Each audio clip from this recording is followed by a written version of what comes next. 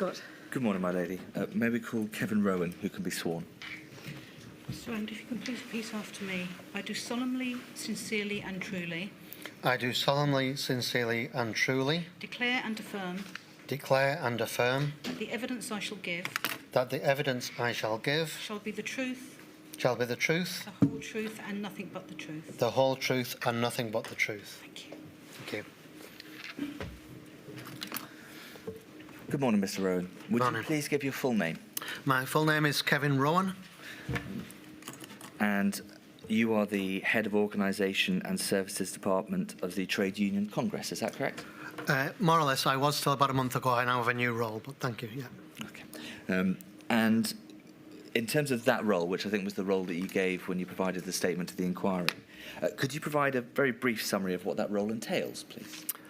That role heads a large department in the TUC which covers a range of policy and campaign areas, including across all public services, health and safety, trade union renewal, and a few other things, but they're the main kind of core elements. And was it as part of that role that you were a non-executive director of the HSE from the 1st of June 2016 until the 31st of July 2021? Well, there's a relation between the engagement with the health and safety executive, but non-executive board members are appointed in an individual capacity rather than on behalf of an organisation, but there's direct relationship. But it wasn't a de facto role? No. Mr. Rowan, just to contextualise the questions I'm going to be asking you today, so I hope you forgive me if I don't ask you any questions about the structure of the TUC. You set that out in detail in your statement, and also Allegedship's heard that evidence, I think, in the previous 4 modules. We've also had Ms Gorton's evidence last week about engagement forums and partnership arrangements. So I want to focus with you on health and safety protection. You heard Mr Brunt's evidence from last Thursday. Is there any comment that you wish to make in relation to that evidence?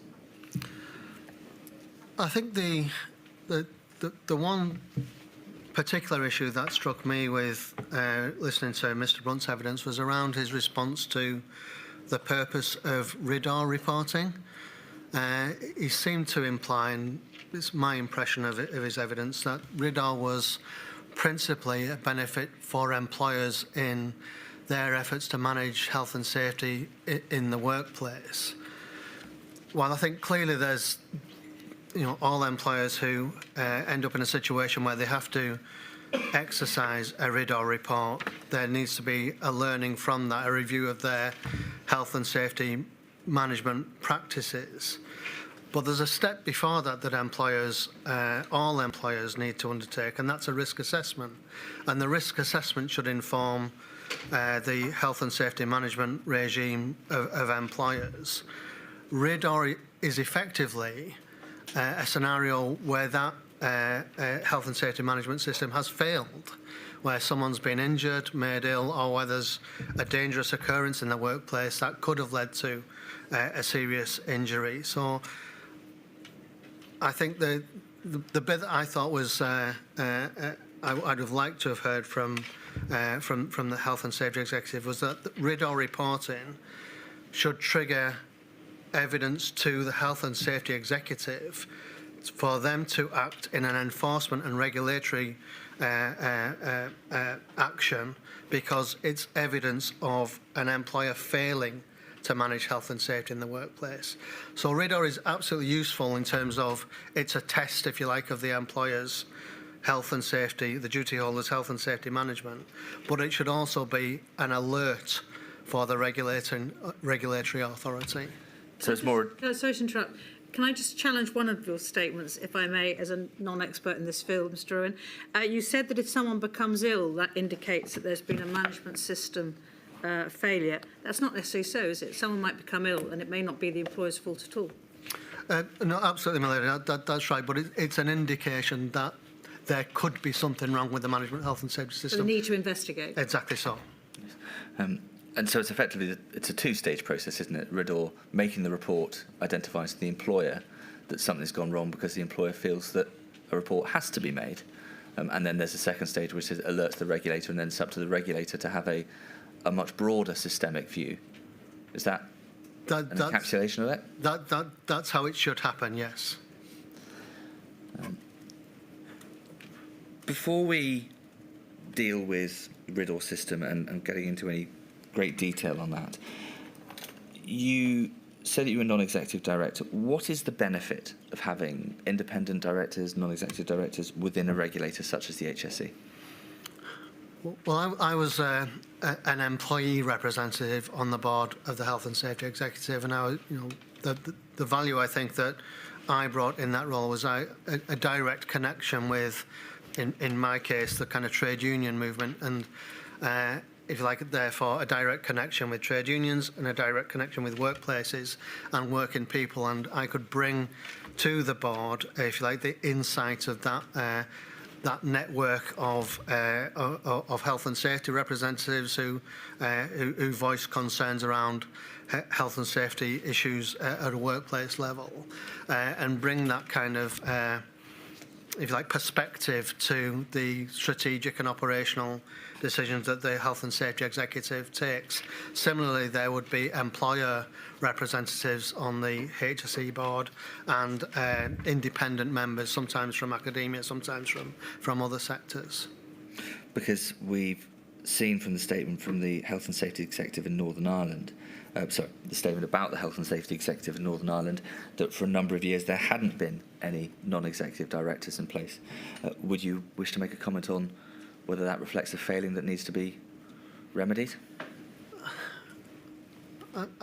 My view and TUC's view is that there's real value in that tripartite conversation happening at a strategic level in organisations like the Health and Safety Executive.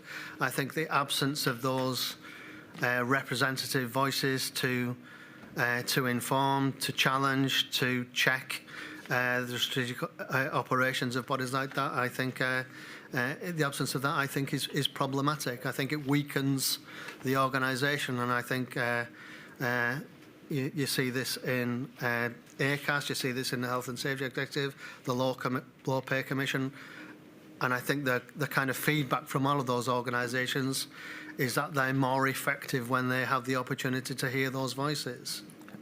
And just dealing with the devolved nations as a whole, so Wales comes within the auspices of the TEC as a whole. Scotland and Northern Ireland don't. They have their own separate structures. Again, I'm not going to go with the detail of that. Were you having discussions with your opposite numbers across Scotland and Northern Ireland in particular about the type of issues that they were facing in relation to healthcare systems in Scotland and Wales? I mean, I don't think that I could say, in all honesty, that there was a systemic, consistent engagement with colleagues in the Scottish TUC or the Irish Congress of Trade Unions, but we would certainly speak informally on a fairly regular basis, particularly, I think, in scenarios like this when we're all, if you like, struggling to kind of respond to a hugely serious issue such as this. And from your perspective, arising out of those discussions, as far as they related to healthcare settings, were there major differences across England, Wales, Scotland, Northern Ireland, or were effectively the basic concerns the same, even if there may have been nuances arising in each individual country? I think the basic concerns were principally the same.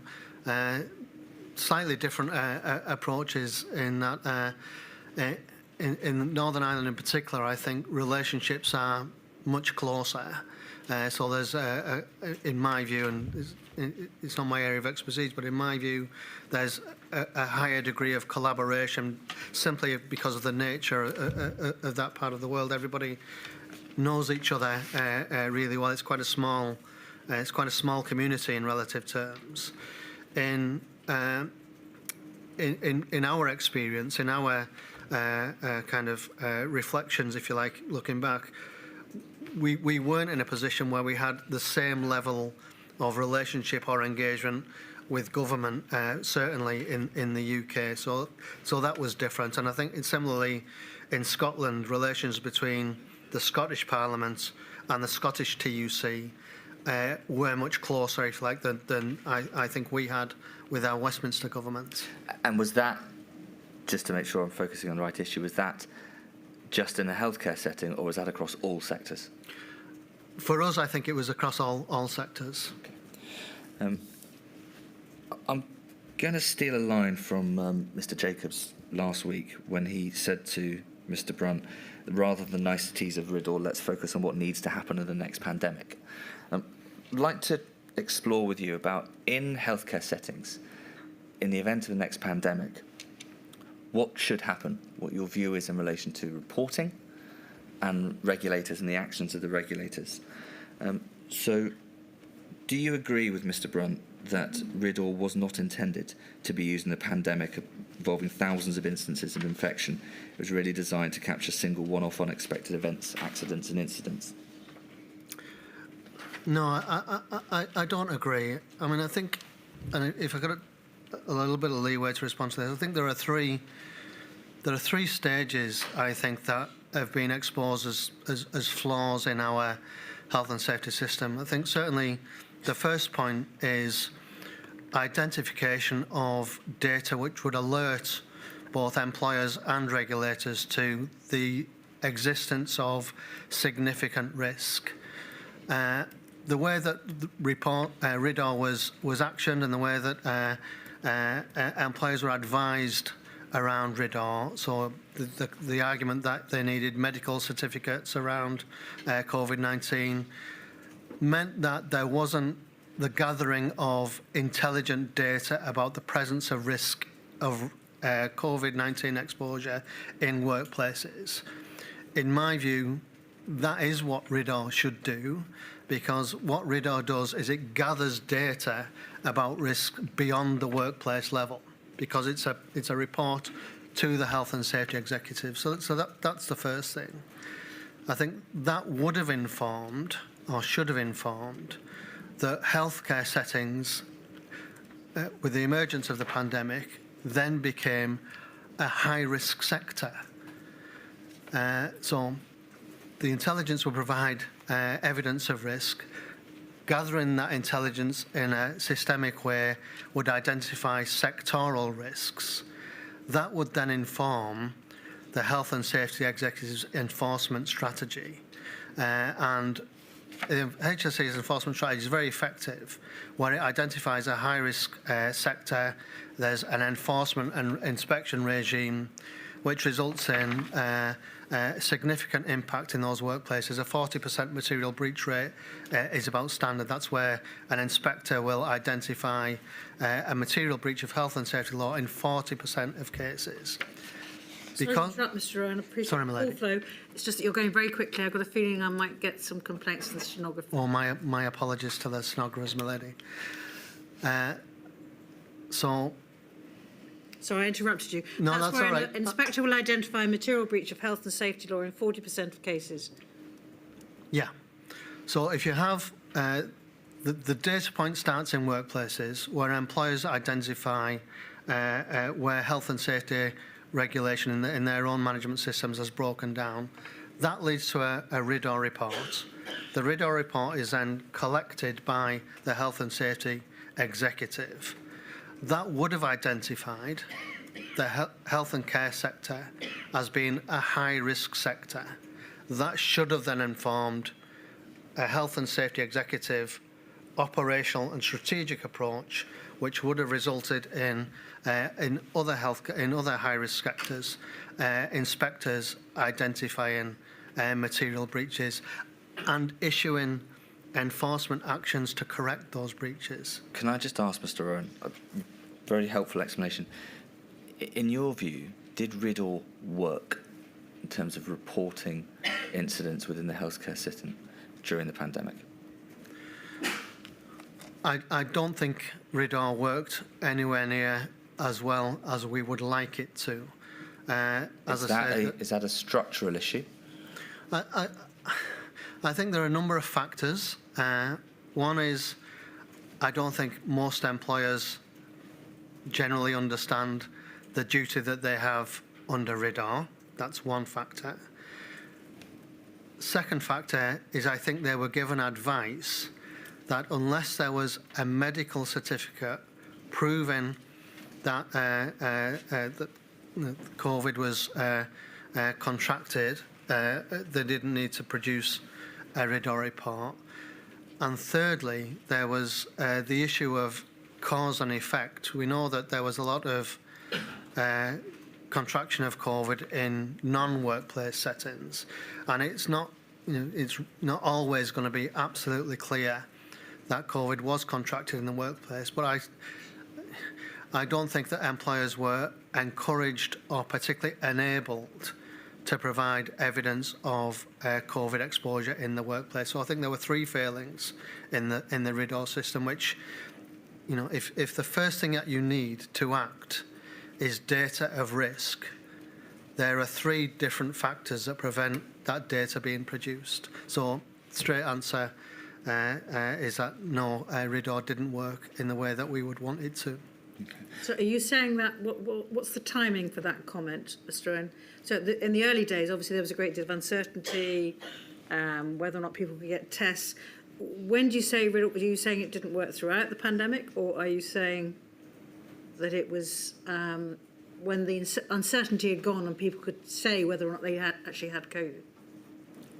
I don't think it worked during the pandemic, lady. I think, and my understanding is that the guidance around RIDDOR changed a number of times during the pandemic, which wouldn't have helped clarity for employers in what they report. But we've seen very little evidence of RIDDOR being the mechanism that then informed regulatory or enforcement action. So I find it hard to identify a scenario where RIDDOR has worked in this inquiry question. Well, then let me ask you three different options, and you may tell me it's none of the three. Could RIDDOR work in its current format? Is option one. Option two is, could RIDDOR work, but actually does need effectively to be rewritten to deal with the pandemic? Or number three, do you need, in a pandemic time, something separate to RIDDOR, which does a different job but has the same aims? There are three different questions. I think for RIDDOR to work well, it needs to be clear, understood, and employers need to respond to the duty under RIDDOR. For a long time, we've been reporting that RIDDOR produced significant underreporting of health and safety risks generally. So it doesn't work in its current format. To answer the last question first, if I may, and I think, to be fair, we were all learning about the COVID pandemic and how risks were, how infections were being spread.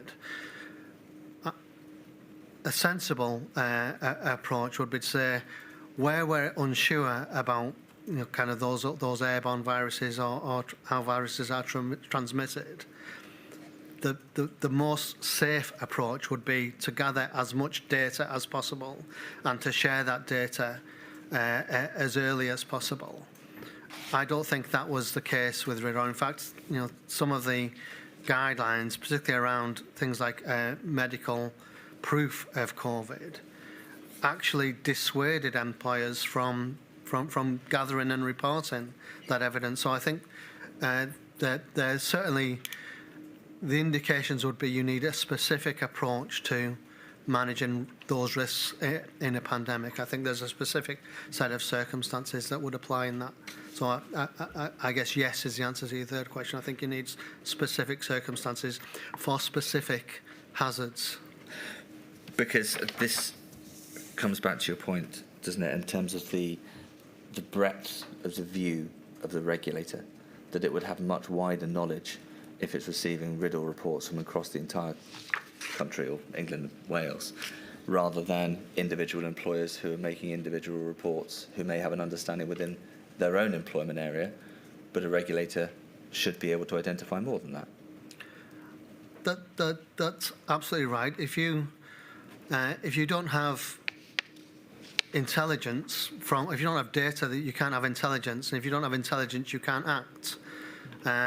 And the systemic process by which you identify and gather that data and intelligence to then inform your actions was absent.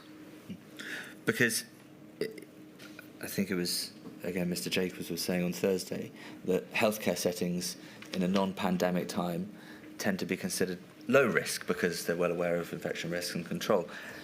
Don't they then switch to high risk when you're in a setting such as a pandemic where you have a novel infection that's spreading in a way that people aren't entirely certain about?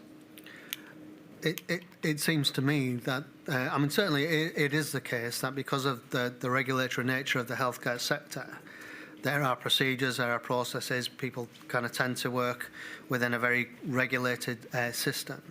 And they are low risk. I mean, there aren't, to my understanding, huge numbers of incidents of injury or ill health spread amongst the healthcare workforce generally. In a pandemic, and I think this was especially evident when we were hearing about failings around protective equipment, any logical assessment would identify that relatively early as a potentially high-risk environment. And that should have, in my view, led to a review of the Health and Safety Executive's regulatory priorities. It's very effective organisation in high-risk sectors. What my concern is that it didn't pivot to treat the healthcare sector as a high-risk sector. Do you think that every infection of a healthcare worker should have been reported to the HSE?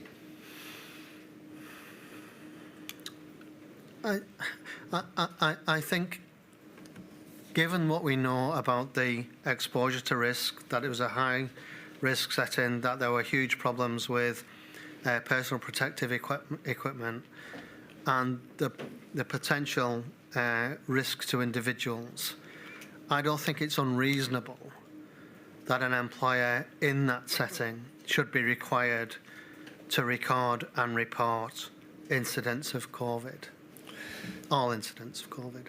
And is it fair that simply because there's been a report that there doesn't necessarily have to be an investigation?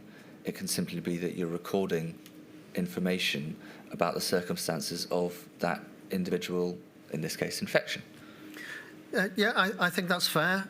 There'll be scenarios where people working in the healthcare environment that don't have direct engagement with patients who have COVID will contract the virus.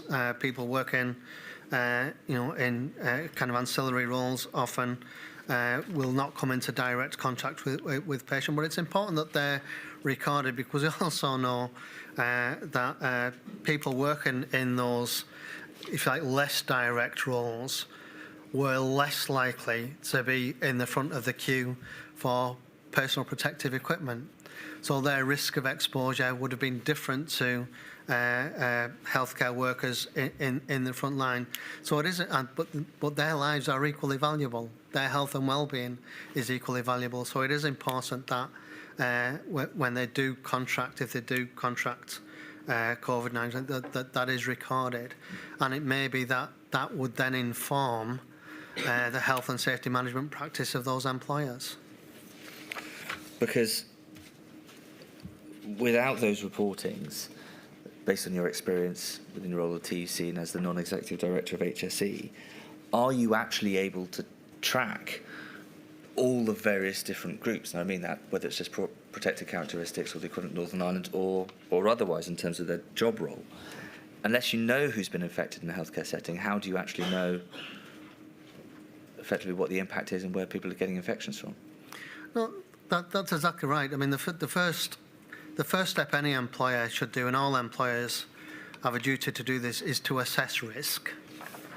They should, in situations where those risks change, so when we have a pandemic coming into our society and our economy, they should be reviewing those risk assessments.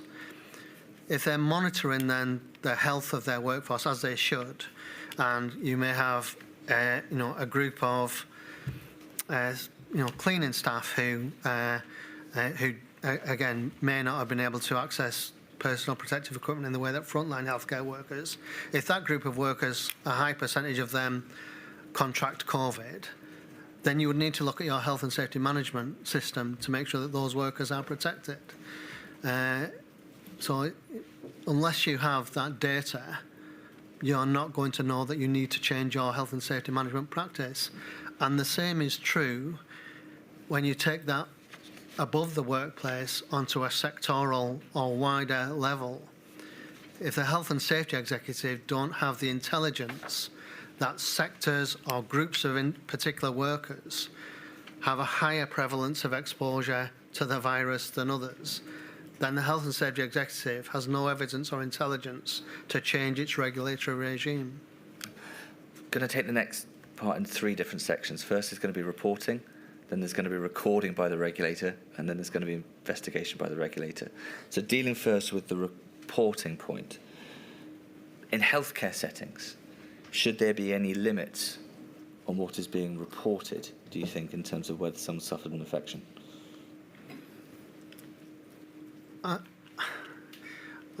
I don't see a case for not providing as much evidence and information as you've got when you're dealing with a COVID pandemic that's killed tens of thousands of people. I just don't see how that's a reasonable approach. Would that then extend to what should be recorded by the regulator about the information that's provided to them?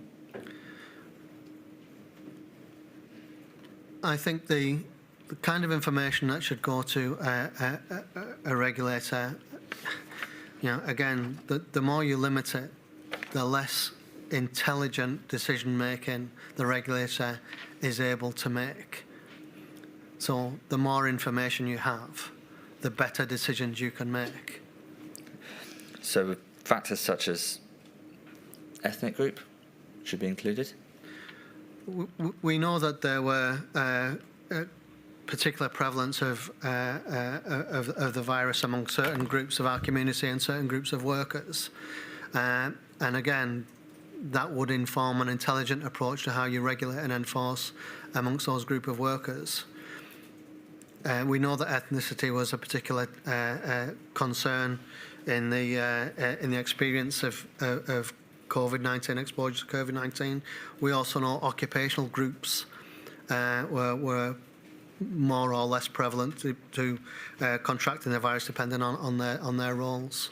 When you say occupational groups, would you also then be looking to record where they were actually working at the time in case someone's been redeployed, for example?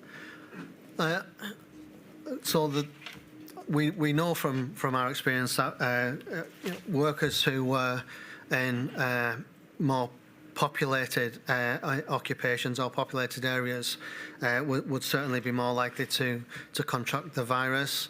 So that was a factor.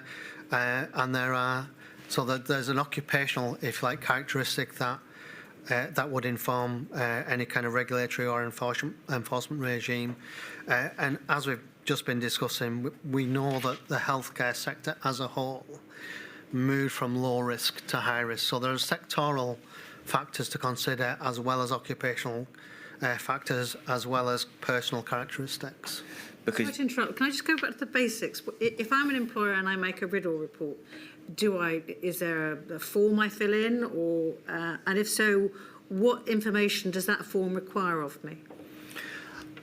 Very roughly. Yeah, so there's both a hard copy and an online form that employers are required to complete, and that will detail the nature of the incident, the nature of the injury or illness that's right, and a description of the factors that the employer might believe have contributed to it.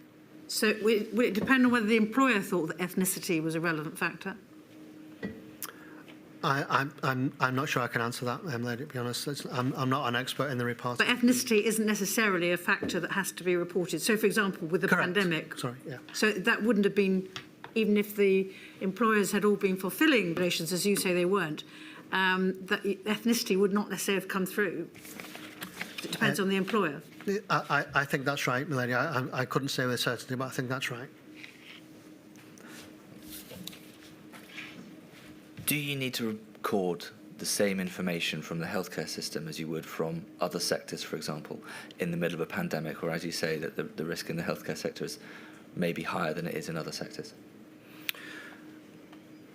I think that the reporting is standard across sectors as it currently operates. I think the point that we were discussing earlier is relevant in that we know that there was a significant increase in risk in the healthcare sector. So the kind of things that would have been normally recorded in any kind of RIDDOR investigation would apply to the healthcare sector. So things like provision of PPE, things like work systems, things like social distancing, and the existence of risk assessments and good management would be the kind of normal things that are recorded and reported. But reporting may be standard, but does it need to be standard when you're talking about in the context of a pandemic to make sure that you're getting the best information?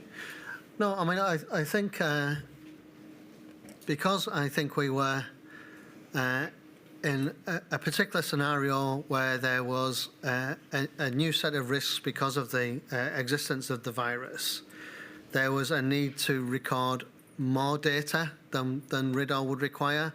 So what RIDDOR would normally demand is that incidents were occurred as a direct relation to something that happened in an occupational setting.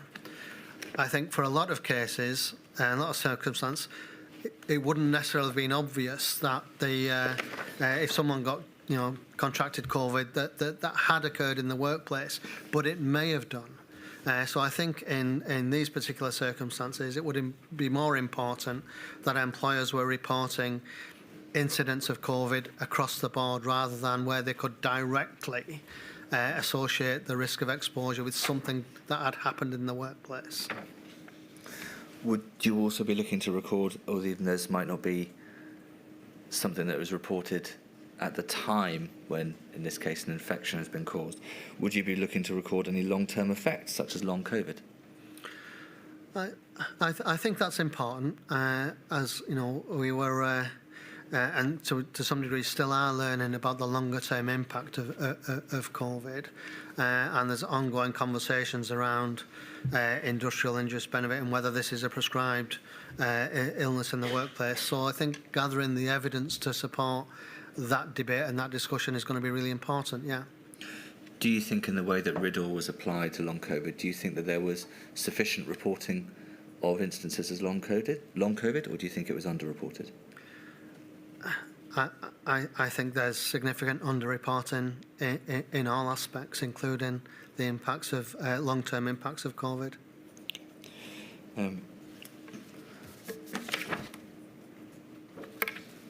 Moving then to the regulator has received this information. At what point should it look to start to investigate or take steps in relation to what information it has received?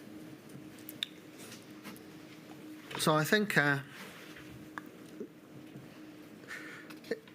if the reporting system was working well, it would identify occupations or sectors that are more at risk of contracting the virus than other sectors. That should trigger a systemic response from the regulatory authority to to investigate more, to inspect more in those sectors. So that would be one instance. I think where there's clear evidence of occupational activity, and that could be inadequate supply of personal protective equipment. It could be evidence of employers not following the guidelines that were issued to try and protect workers. Any of those incidents should lead to some kind of regulatory activity, some kind of enforcement activity. Because what's the benefit in the context of a pandemic of having enforcement Well, the benefit of enforcement is fundamentally to correct poor behaviour or poor management systems that are there to protect employees. As I said, the HSE is extremely effective, in my view, in informing employers about the right way to manage health and safety, and to act as a check against employers who aren't effective at managing health and safety, and removing those hazards and making sure that employers do manage health and safety well. That's what saves lives. How effective, in your view, was the Health and Safety Executive at actually carrying out that inspection and enforcement process during the pandemic? Well,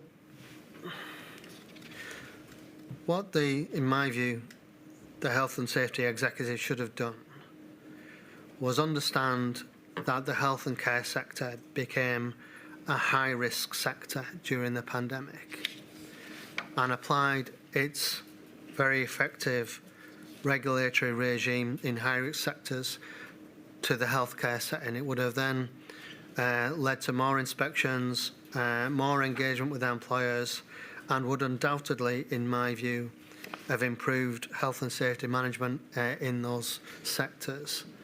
I think you have the numbers, but I don't think we saw any increase in engagement between the Health and Safety Executive and the healthcare sector during the period of the pandemic. Again, from your perspective, was that a capacity issue or not? I think certainly there are huge capacity challenges in the Health and Safety Executive. The number of warranted inspectors has gone down dramatically in the last 10, 15 years or so. So the ability of the Health and Safety Executive to be agile and to respond to, if you like, sudden changes in the health and safety risks across the economy is limited. But we also know that the Health and Safety Executive stood down from proactive workplace inspections in that period.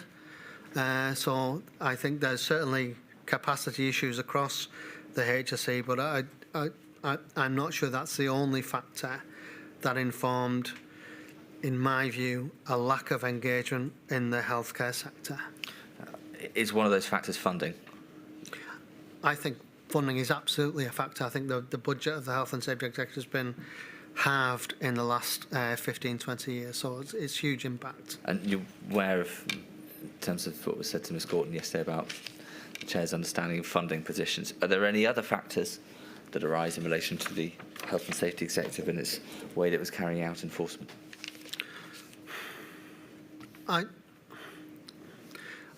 not sure that I'm really able to answer that. I mean, I think the Health and Safety Executive knows where it's very effective and how it's very effective. But I think, and I would agree with Rick Brunt's comments last week, inspections and enforcement through enforcement action is one, if you like, arrow in their quiver. They work with employers to provide good quality guidance and to develop good practice, and lots of kind of education of duty holders in that regard. But for me, the most effective way to correct employers who are not managing health and safety well is warranted inspectors. I've been on workplace visits with warranted inspectors. They walk through the door, employers stand to attention, they listen, and they act immediately when the warranted inspectors give them an instruction to do so. It's a hugely effective tool, and it wasn't deployed, in my view, as well as it could have been during the pandemic. In terms of any future pandemic, does it follow that you believe that the HSE does have the tools and it's simply a matter of deployment rather than there are additional tools required? I think certainly the Health and Safety Executive manages really well with the resources that it's got. But if it was to be required to respond in an agile way to a new and significant health risk, it would struggle to do that with the resources that it's got, in my view. Does it have sufficient technical skills, or is there a bit of a grey area between it and, in an English example, the CQC, about the areas that it has oversight of? No, I think it's probably the other way around. I think the Health and Safety Executive certainly has the technical skills and expertise to understand risks in the workplace, to understand what management controls are needed in the workplace, and to provide the advice and guidance to those employers to manage those risks. So in terms of any lessons learned from your perspective about the way that the Health and Safety Executive was able to approach its enforcement functions, are there any recommendations or lessons that you think should be learned that haven't yet been learned? Across the whole, because I think you have to look at this at all three stages. I think certainly the ability to gather sufficient valuable data about how COVID was impacting on workplaces and causing infection and ill health was systemic, a big, huge systemic flaw in my view. We didn't find the right way to gather data about where people were being made ill in the workplace. Secondly, that didn't then lead to an intelligent gathering of that data to inform decision making that then thirdly would have encouraged and enabled the regulatory and enforcement regime to pivot and operate differently to try and make sure that as few people were injured as possible. My lady, given the breadth of the answers and the look forward in terms of the health and safety perspective, I have no further questions. Thank you very much, Mr. Scott. I think there is one question. Is it Mr. Puar? There you are.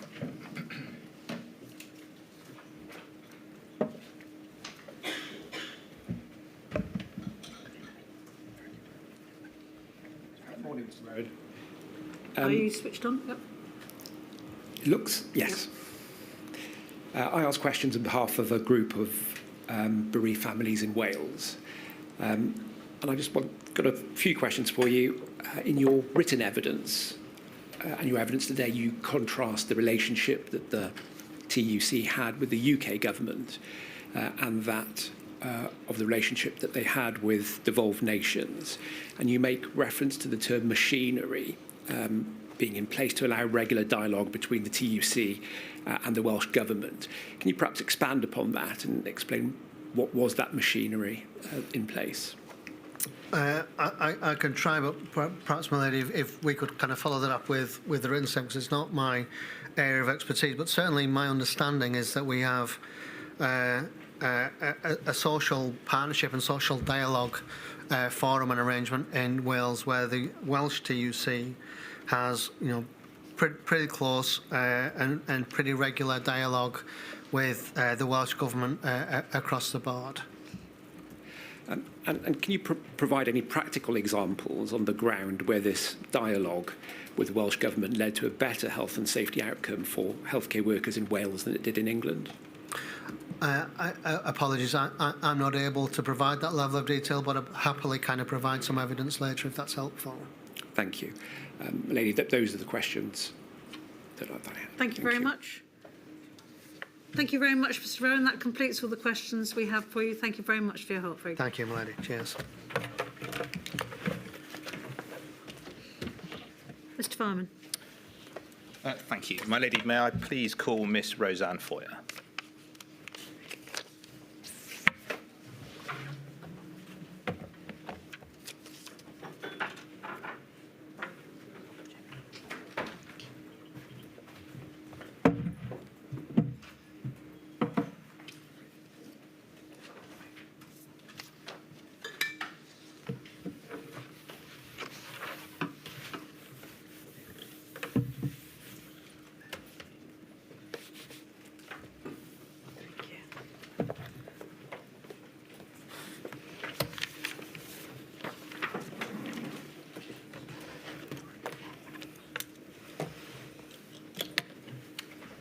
she will affirm.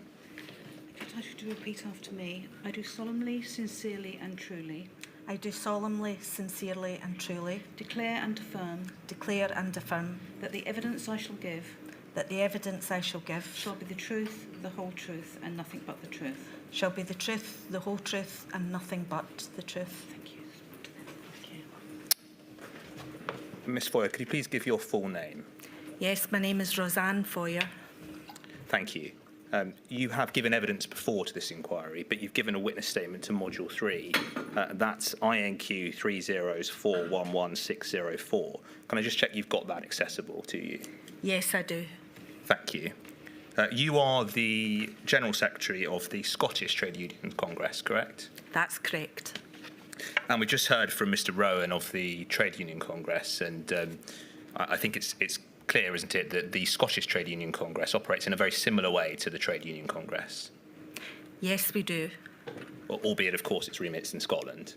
Yes, we cover over 500,000 members based in Scotland and have a similar range of affiliates who separately affiliate to the Scottish TUC. Thank you. And with respect to the work that the STUC does, you've explained in your witness statement that it coordinates, of course, work that's done with health and social care unions, among other unions, in terms of their engagement with the Scottish Government and ministers and cabinet secretaries. Would you consider that, generally speaking, you have a good level of access to and liaison with the Scottish Government? Yes, we have had a long-standing, close engagement with the Scottish Government. I would say that we have a high level of engagement. It's constructive and it's robust. And did that remain the case during the pandemic? I would say it became even more, the engagement was more intense during the pandemic and more regular because of the nature of what we were dealing with. And you've set out in your witness statement that you agreed something called the Coronavirus Fair Work Statement with the Scottish Government. If we could just get that on screen, it's INQ 30107-242. And if we could go to page 2, please. What we're looking at there are some principles that you have agreed with the Scottish Government in terms of how to approach the workplace and protecting workers during the pandemic. Is that right? That's correct, yes. And we can see obviously some of those, particularly those towards the bottom of the page, are particularly pertinent to healthcare workers, protecting the health and safety of all workers, particularly those on the front line. And of course, ensuring that workers are provided with clear and comprehensive information on work-related risks on an ongoing basis. How effective do you consider agreeing this sort of statement was in terms of establishing, I suppose, a sort of contract between the Scottish Government and workers? The feedback we received from our member trade unions, including those in health and social care, was that this was a very effective document. It was used widely by reps on the ground to remind employers of the obligations that the Scottish Government expected of them. And a particular clause in it that was actually very widely used by reps was the area around making sure that workers didn't suffer any detriment for following medical advice during their own sickness or absence. So that was something that was used widely. So is it something that you would consider would be an appropriate thing to agree were there to be any other pandemic in the future, having this sort of framework in place between the government and yes. Trade unions? Yes, I would. I mean, it was agreed very early doors. I believe it was agreed March or April 2020, and as I say, it was something that could be referred to by reps across a range of settings, and empowered them to demand, certain obligations from their employer if they felt they weren't getting anywhere. Thank you. That document can come down. If I can ask you about some of your specific concerns that you had during the pandemic, of course, staffing is obviously something that is particularly in your mind at all times. But you had, of course, just I think like the TUC raised concerns prior to the pandemic, hadn't you, about the level of healthcare workers within the workforce and vacancy levels. Is that right? That's right. I believe we produced in our evidence examples of motions that had come to our Congress in 2017, 2018 and 2019, all of which came from healthcare affiliates who were raising concerns around staffing vacancies, lack of adequate workforce planning, and issues around the resourcing of the sector. There were, of course, some steps taken to bolster the workforce during the pandemic, weren't there, in terms of bringing back workers who'd retired or were unregistered. Do you think those steps adequately filled the gaps? No, I don't. There was much evidence provided by our affiliates that what was already a bad situation at the outset of the pandemic, caused by, the austerity measures that had been taking place for up to a decade before, were really compounded, and it became a really, really vicious cycle for our members, because we had people who were having to shield and take time off sick through the virus itself, but we also increasingly had workers who were succumbing to burnout, mental health issues, and the more people who were taking time off, the harder it became for our workers who were on the front line to keep their services going. So we had a really acute set of circumstances for a prolonged period that the workers were having to deal with, and that really made the situation extremely difficult, and we just didn't have the resilience and the capacity from the beginning to really allow us to deal with that. So even though extra resources were put in, the experience of our members on the ground was that the situation was extremely difficult. And that's specific to healthcare. That's specific. We saw that coming through very highly in healthcare. Yes. And you touched on some of the other factors that you've mentioned, including, I think, what you phrased as burnout. Yes. And so, would it be the case that you consider there's an inextricable link between levels of staffing and burnout, or the impact on the mental health and well-being of those workers? Yes, there's a number of our healthcare affiliates that carried out surveys over that period that we've touched on in our evidence, and you can see that coming through, that staff having to work excessive hours, that levels of understaffing are, consistently quoted, and that word burnout, 80-90% levels of burnout being quoted in various different staff surveys. I think within your witness statement, one of the areas you touch on is pharmacists. Yes. But was it the case that this assessment in terms of burnout and the impact on all healthcare workers was the case across the board, both primary and secondary care, or were there particular areas where it was more acute? We had evidence came in from Unite, from the Pharmacists Defence Association, from Unison, from the Royal College of Midwifery, a whole range of different areas. So my observation would be that we were really talking that this was quite a general picture, rather than it being one particular area. Are you aware of whether there was any national programme in Scotland designed to tackle supporting healthcare workers in terms of maintaining their mental health and well-being during the pandemic, or indeed generally?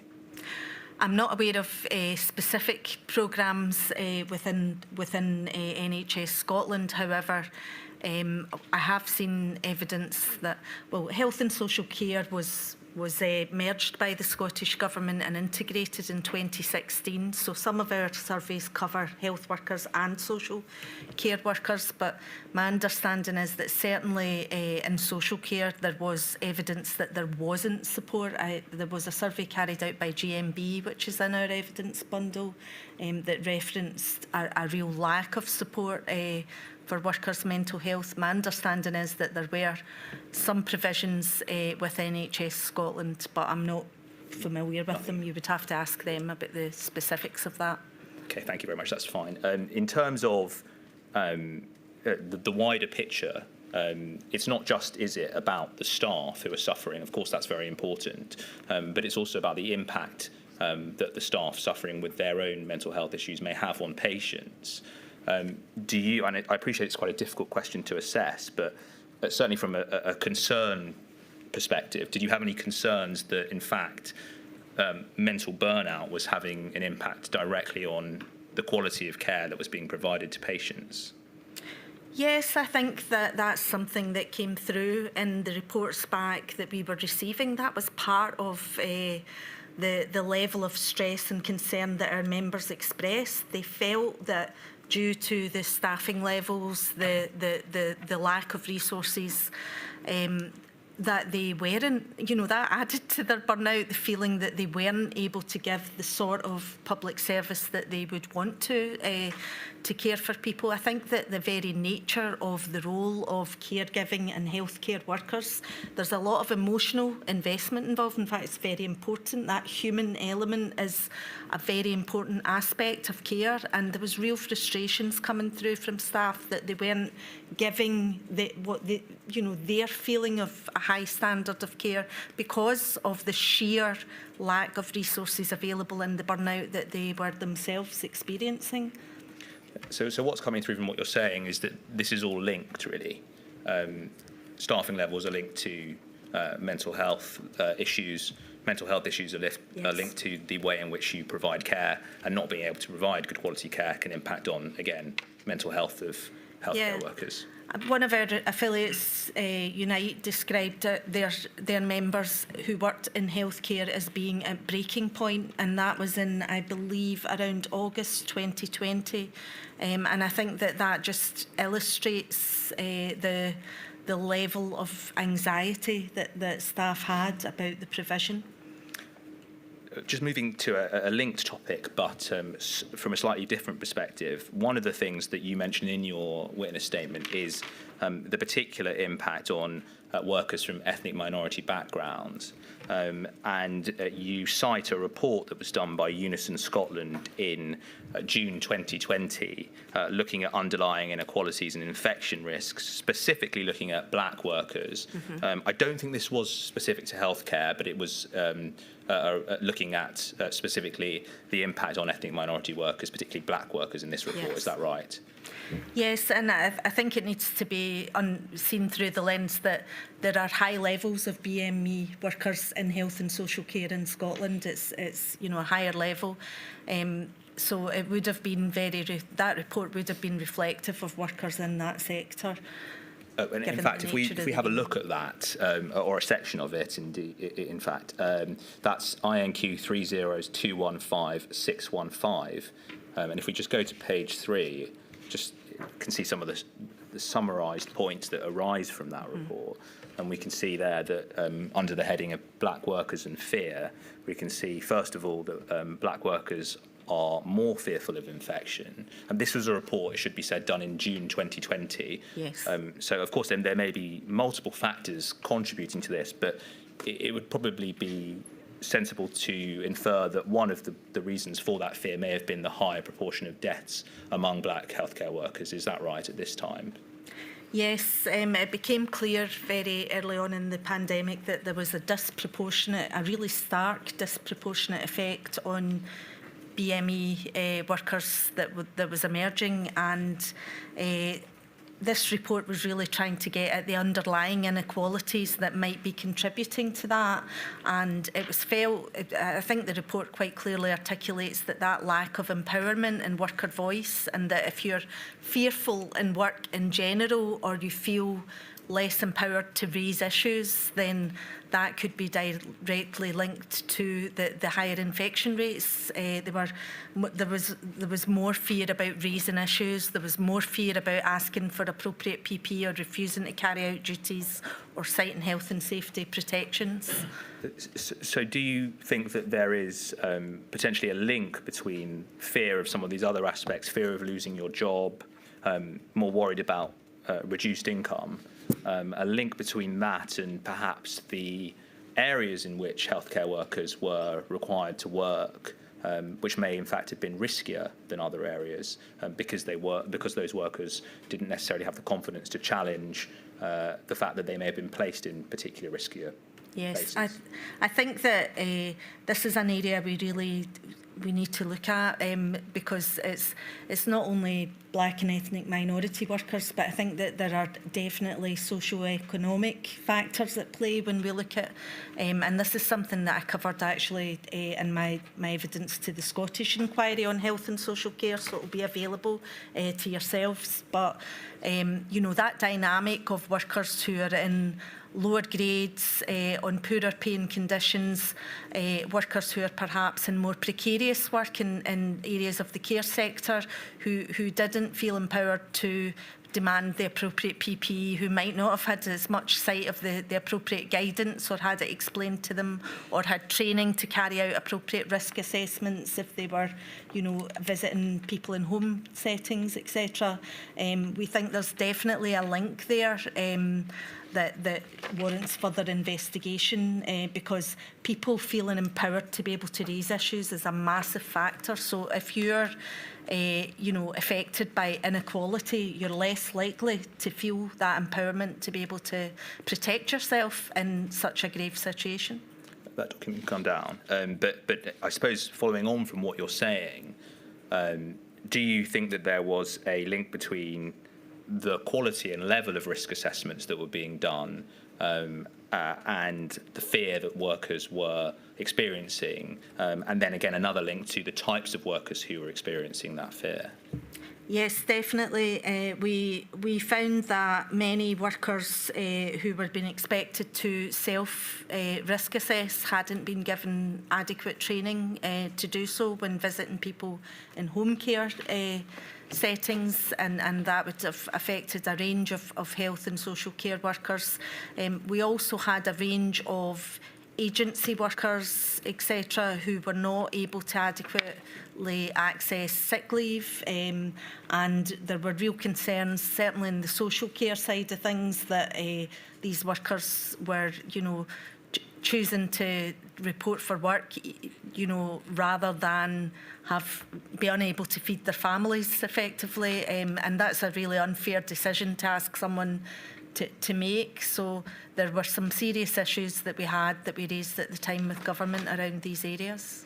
And I suppose just tying that again back to what we were looking at before, do you think there's a higher proportion of, and in fact I think you may have just touched on it, a higher proportion of ethnic minority workers in more precarious roles, Yes. and therefore that's perhaps an explanation for why they were more fearful? Yes, I think if you look at across healthcare and social care settings, we have high numbers of workers from BME communities working in these areas and working in the lower paid jobs in these areas. And did the STUC take any action to raise these concerns during the pandemic about the lack of risk assessments or appropriate risk assessments for ethnic minority workers? Yes, we did. We had a number of meetings with the Scottish Government through our COVID group, where the issue of the lack of statistics in relation to BME workers was raised with government, and the need to do more work on this area. And we had general concerns as well around the underreporting and lack of adequate health and safety reporting in healthcare settings and other areas. And this is something you also touch on in your witness statement, and of course we've just heard from Mr. Rowan, and he touched on the role of the Health and Safety Executive in some detail. One of the points you make in your statement is you say that you weren't informed of the fact that the HSE was pausing inspections of healthcare settings during the initial period of the pandemic. Why would you have expected to have been informed of that? Well, I think if we had been informed of it, we would have been extremely concerned because we would have, and you know, for us, the healthcare setting at that point was an extremely high-risk area for our members to be working in, and we would have expected enhanced reporting and resources going into looking at some of the issues happening in those areas, not a withdrawal of resource, which was the reality. I can understand what you're saying about reporting, but can you clarify what you mean about inspections? Because presumably because of the infection prevention and control measures, it was not surprising that there may have been steps taken to reduce more people going into a healthcare setting at the time. Do you think that, notwithstanding the infection prevention and control measures that needed to be complied with, inspections were so important that, in fact, it was necessary to continue those even during peaks of the pandemic? Yes, that's exactly what I'm getting at there. I think we would have had the view at the time that the opposite needed to be happening. We needed to understand as we were moving forward and learn lessons as we were moving forward in what was a very difficult situation. But nonetheless, that lesson learning was a very important aspect of work that was missed. And without repeating evidence, you've also spoken about RIDDOR and the requirements under those regulations. I suppose if I could just give you the opportunity to comment on anything further that was said by Mr. Rowan in relation to that, whether you have anything that you'd like to add or anything you'd like to endorse, or anything from a different perspective. Yeah, I mean, I would very much endorse Mr. Rowan's comments from the earlier evidence. It's our view that there was an under-reporting that was problematic. We actually had a situation where in 2021 we had a dispute with the Scottish Government at a later stage, sort of re-lockdown, where they did not put manufacturing, non-essential manufacturing and non-essential construction back into lockdown, even though we had a really prevalent strain of the virus re-emerging. And we took issue with Scottish Government's policy on this, and they used Health and Safety Executive statistics to push back on us and say to us, well, you know, we don't think there is an issue with work-based infection in these areas because the statistics are not showing it, and we believe that had there been less under-reporting, that you know that wouldn't have been the picture that emerged. So they were pointing to figures that, you know, to back up their arguments that perhaps were skewed because of the under-reporting, and we actually took the TUC report to Scottish Government on under-reporting of RIDDOR when we continued the discussion about these particular sectors, because we felt that there was not enough resources going in across a range of sectors. So I know that's not directly linked to health and social care, but I think it's a good example of, you know, our concerns more generally around the lack of proper reporting. I'm just conscious that you mentioned the discussions you had with the Scottish Government.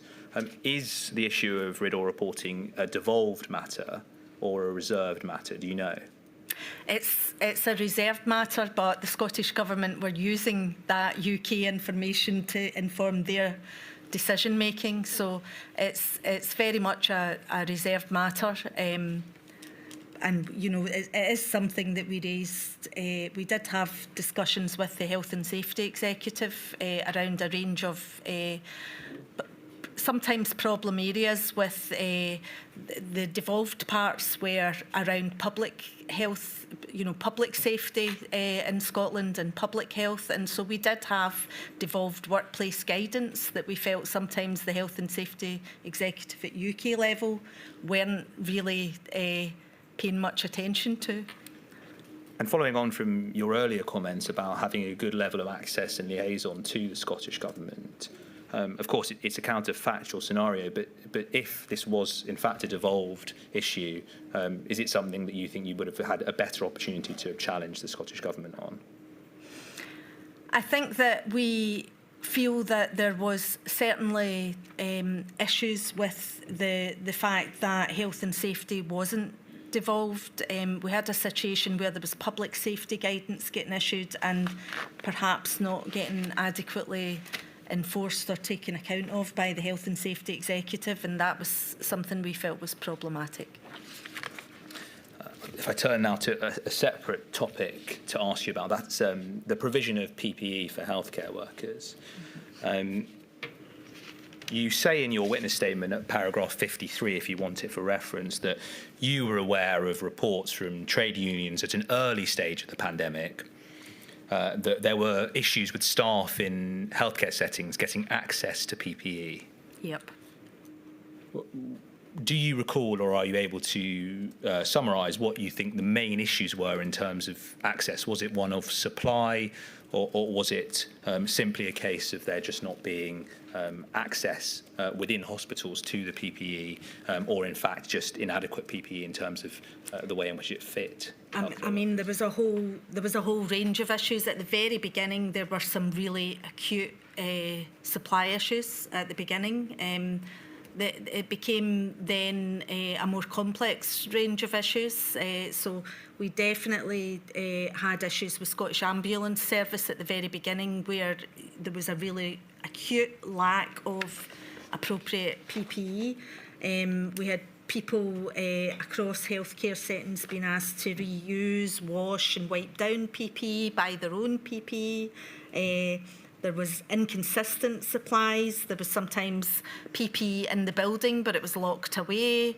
There were a range of debates about the type of PPE being fit for purpose. So there was a huge debate around the FFP3 masks being rationed to only certain job roles and procedures, when it was actually felt that aerosol-generated procedures were happening much more widely than the provision of the PPE was being given out for.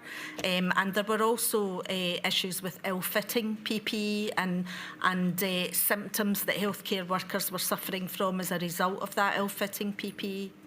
Thank you. That's a very comprehensive summary. But if I focus on the first point that you made, that was supply. Yep.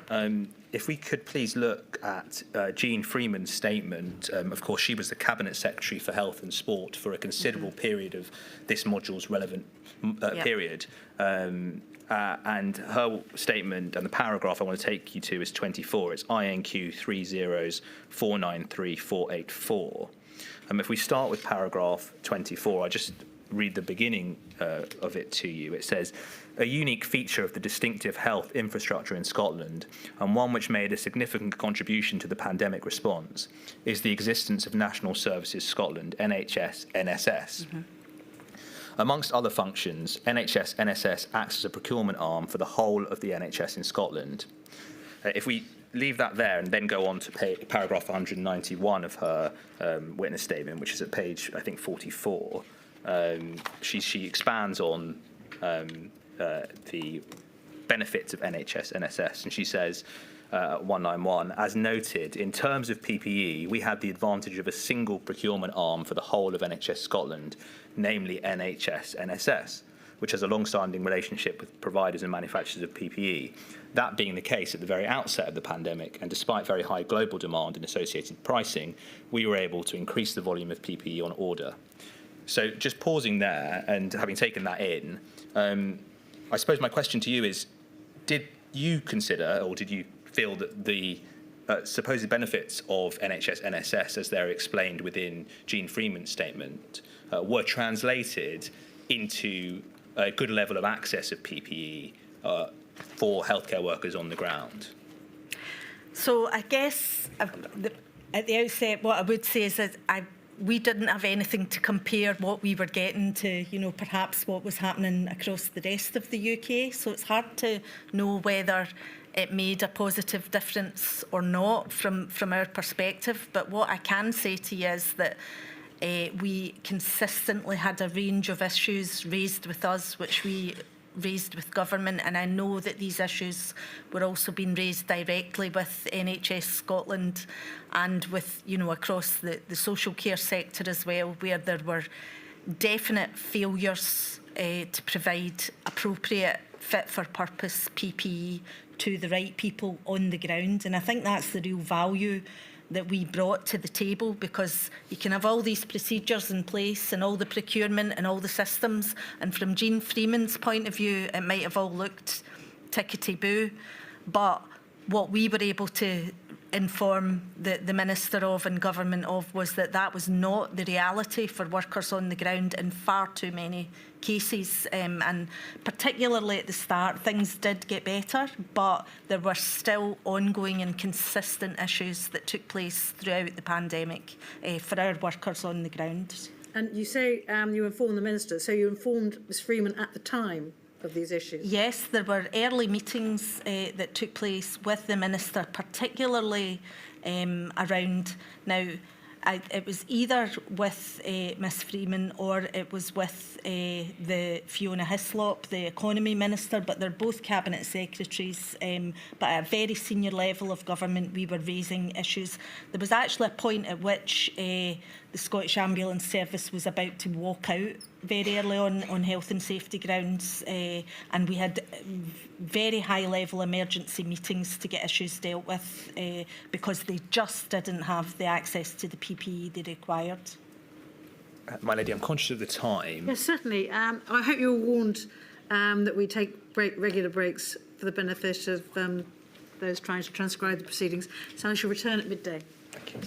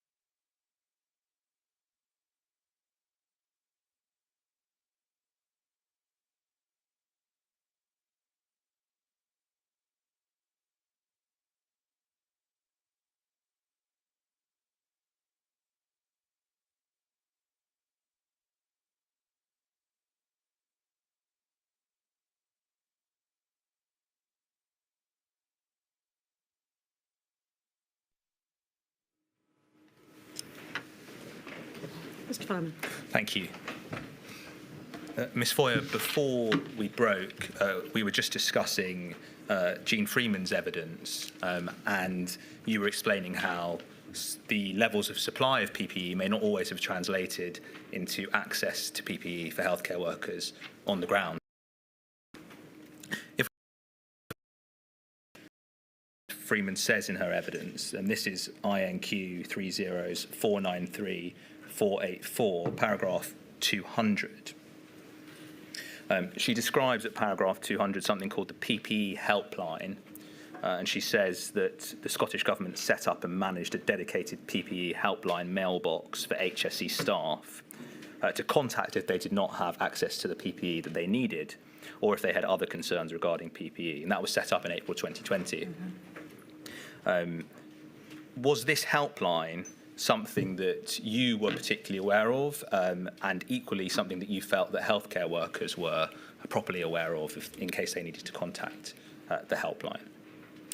So I am aware that there was such a helpline, but I think you'd probably have to ask the health unions in Scotland for more specific examples of how widely used or helpful they felt the helpline was. It was certainly something that was publicised and that we were aware of and promoted, but it was really more done at the level. There were direct discussions between healthcare unions in Scotland and NHS Scotland through STAC and industry leadership groups that took place that the STUC wasn't party to, and I think there's probably better people than myself to comment more deeply on that. Okay, thank you very much. That can come down in that case. Turning then to a topic which I think you touched on briefly before, in relation to aerosol-generating procedures, and you said that there were concerns about that and the distinction drawn between aerosol-generating procedures and other procedures. Particularly, I think you're drawing the distinction between areas in which respirators were recommended and areas in which they weren't. You mentioned a particular concern about a specific procedure, chest compressions, not being designated as an aerosol-generating procedure. Just to clarify, is your concern that it should have been, in terms of what you were hearing from healthcare workers, they wanted it to be deemed an aerosol-generating procedure and it wasn't? Or were there concerns that it was, in fact, something that shouldn't have been and there was time being taken up putting on unnecessary PPE? No, the concern was very much that they wanted it to be classified as an AGP. An aerosol APG, yeah, and it wasn't, and that was something that according to the feedback we received, caused a lot of resentment and a feeling that of unfair practice among the workforce. So it had a bad effect on morale. There were also other areas that the Chartered Society for Physiotherapists raised that they felt key practices they carried out were also aerosol-generating procedures but weren't recognised within the guidance as such.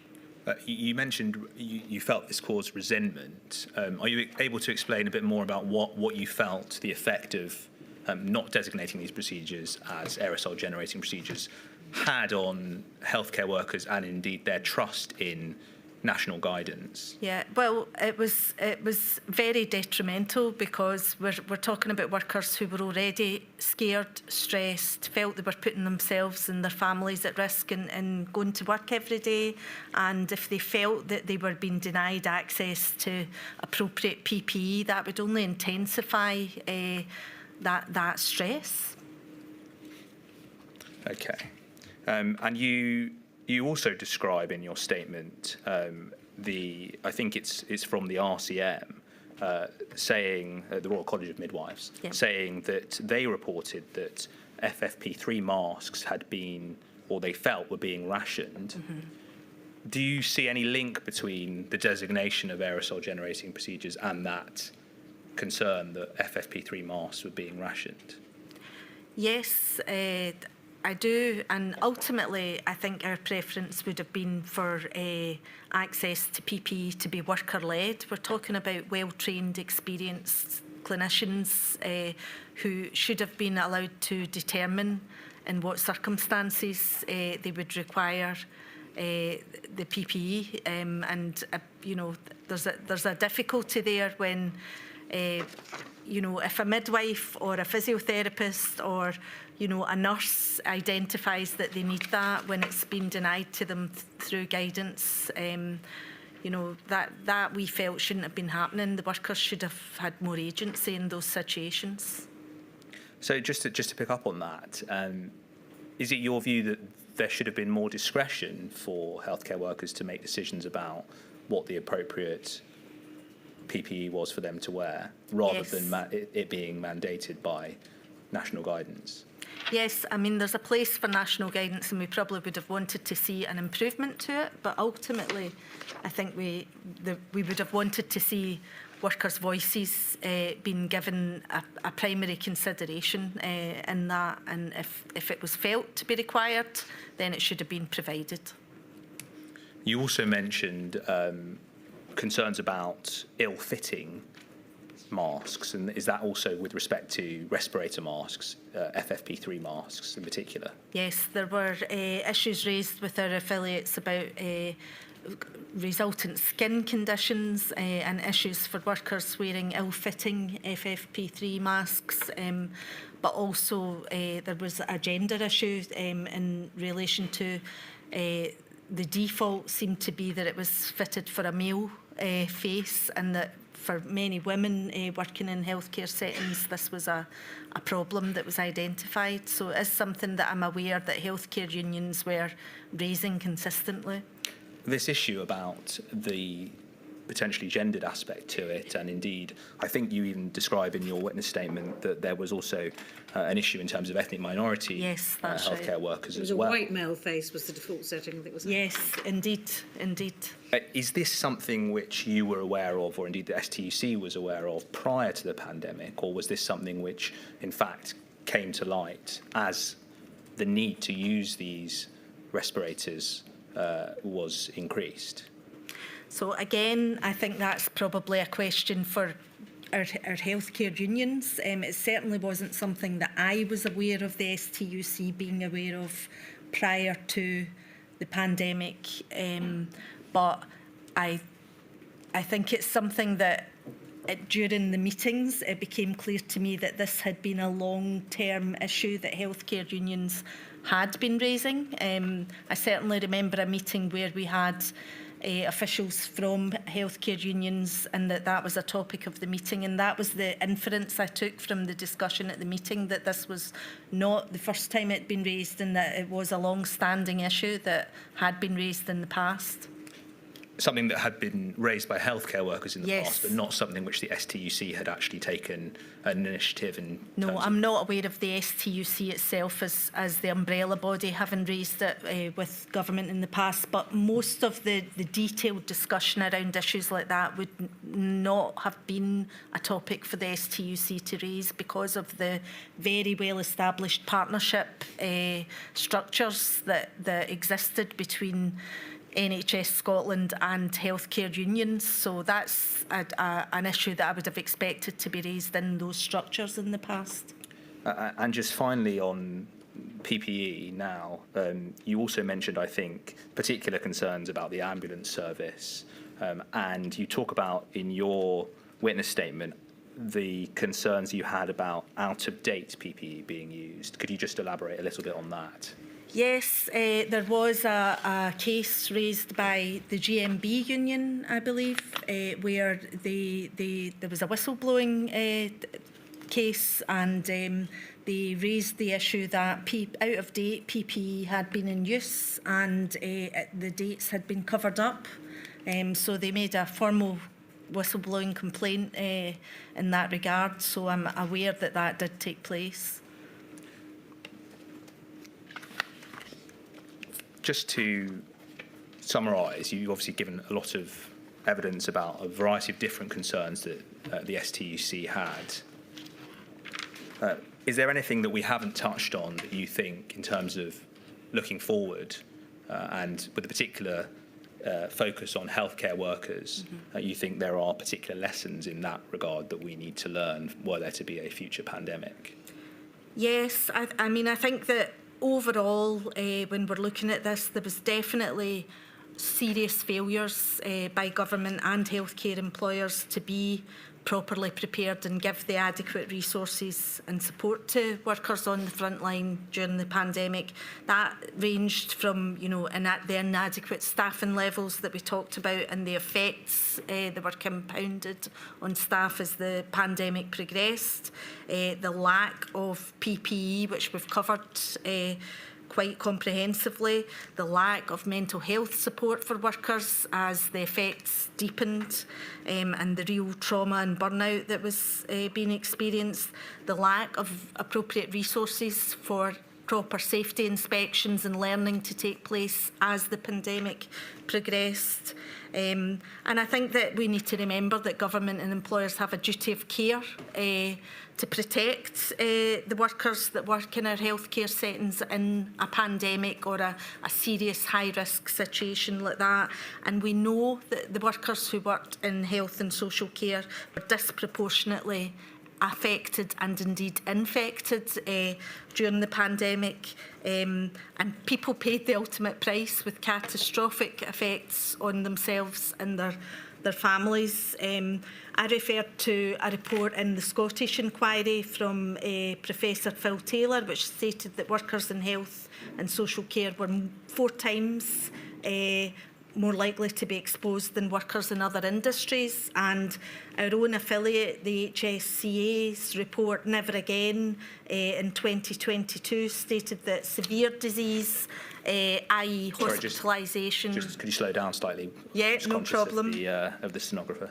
Yeah, no problem. So the HCSA's report stated that severe diseases, and what we're talking about here is hospitalisation or death from COVID, was 7 times more prevalent in healthcare workers.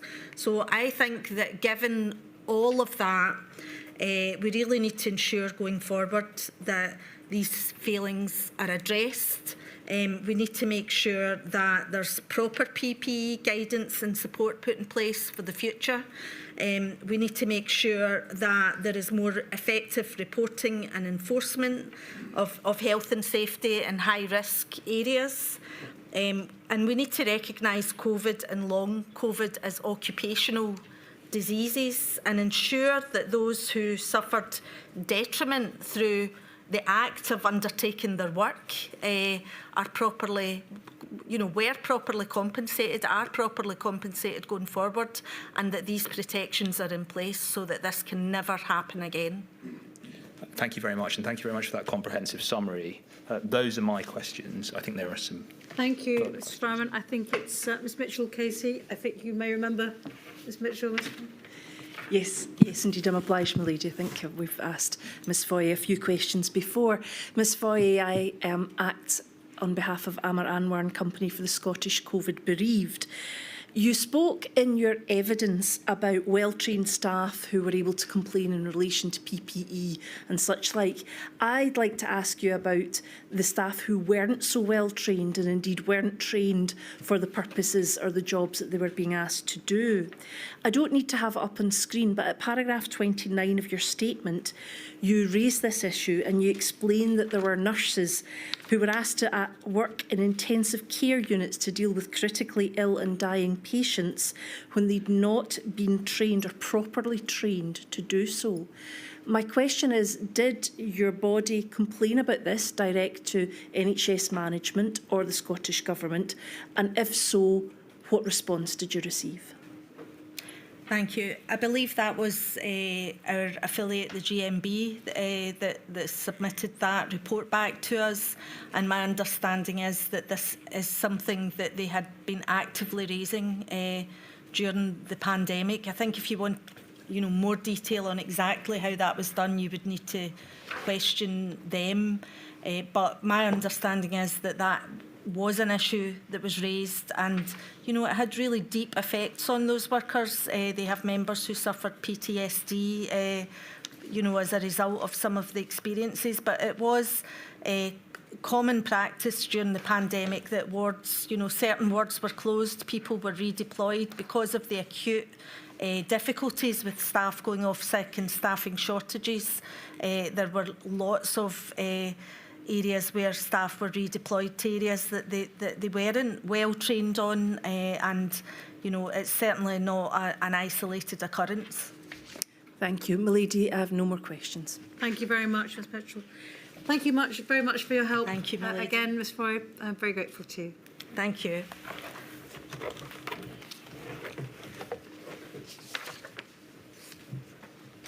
Right, Mr Fireman. Thank you. My lady, may I please call Dr. Lisa Ritchie, who will be sworn.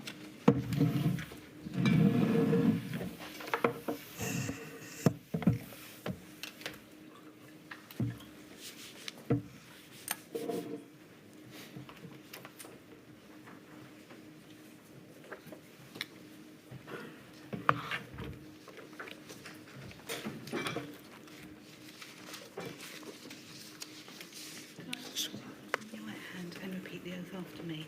I swear by Almighty God I swear by Almighty God that the evidence I shall give that the evidence I shall give shall be the truth, the whole truth, and nothing but the truth. shall be the truth, the whole truth, and nothing but the truth. Thank you. Thank you. I hope we haven't kept you waiting too long, Dr Ritchie. Dr. Ritchie, could you please give your full name? Lisa Ritchie. Thank you.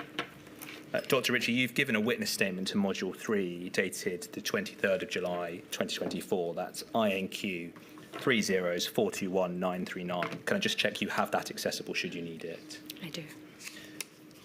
Dr. Ritchie, you are the National Deputy Director of Infection Prevention and Control at NHS England, is that correct? That's correct.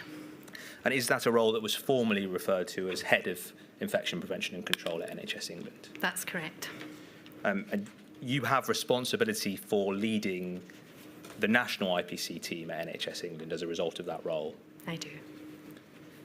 Is it right that by background you are a general registered nurse? I am. You have a postgraduate diploma in infection control nursing and also a PhD in a specific infection prevention and control matter. I do. From 2009, you were a nurse consultant in IPC, infection prevention control, in the Antimicrobial and Healthcare Association Infection Group, RHI, which was then part of Health Protection Scotland, HPS, is that right? That's correct. And that Health Protection Scotland, HPS, latterly became part of Public Health Scotland, but not when you were there. Not when I was there, no. Yep.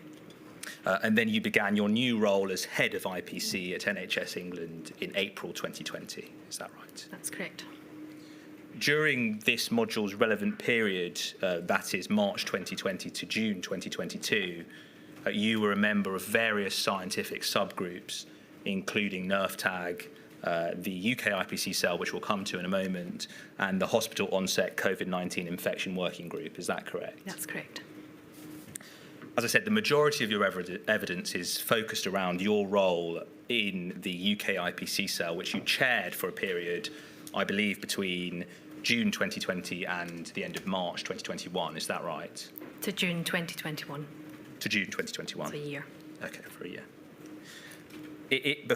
I'm going to ask you some questions about the IPC cell, but before I do, my lady, it's been said before, but it does bear repeating, this witness was not the only individual who was on the IPC cell.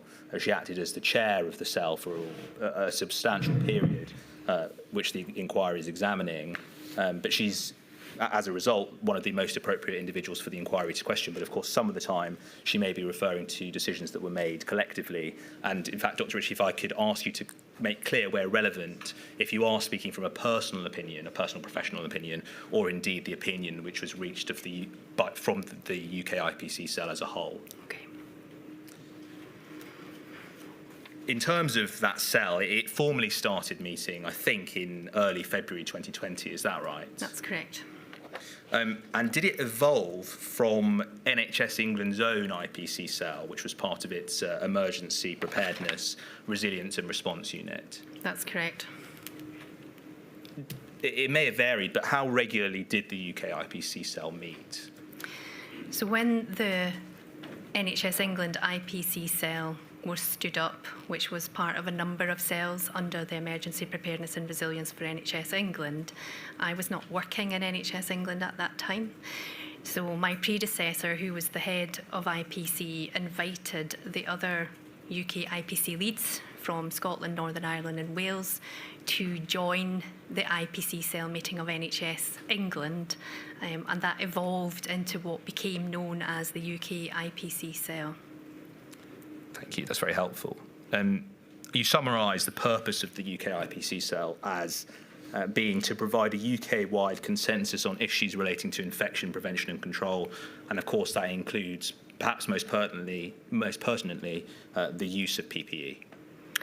So the cell did not advise specifically on PPE, so the role and purpose of the UK IPC cell and for NHS England was to come together to agree consistency on infection prevention control guidance, so that we had standardisation across the 4 nations.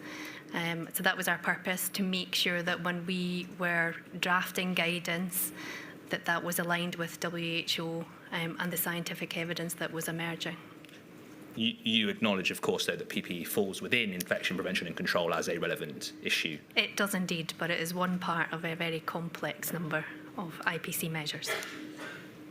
Just focusing, if we can, on the actual concept of having an IPC cell in the first place, are you aware of whether or not this featured in any specific pandemic planning document, whether it was something that was thought up as the emergency was convening? I appreciate you've spoken about the way in which it developed, but the actual necessity to convene a cell, was that something that was always within pandemic planning, or was that in fact just something that was put together as the emergency was developing? I believe it evolved. It did evolve as the emergency developed. I mean, I think what would have made a real difference to me as a new start in NHS England on the 1st of April would be having a clear structure, outlining the functions, the roles and responsibilities of key national organisations, and understanding what the governance, the decision-making processes and the primary knowledge resources, evidence bodies and guidance leads would have been invaluable. So in hindsight, it would have been very useful to have understood or known what that structure was, and maybe something for the future. And we'll come to the structure of the cell in due course.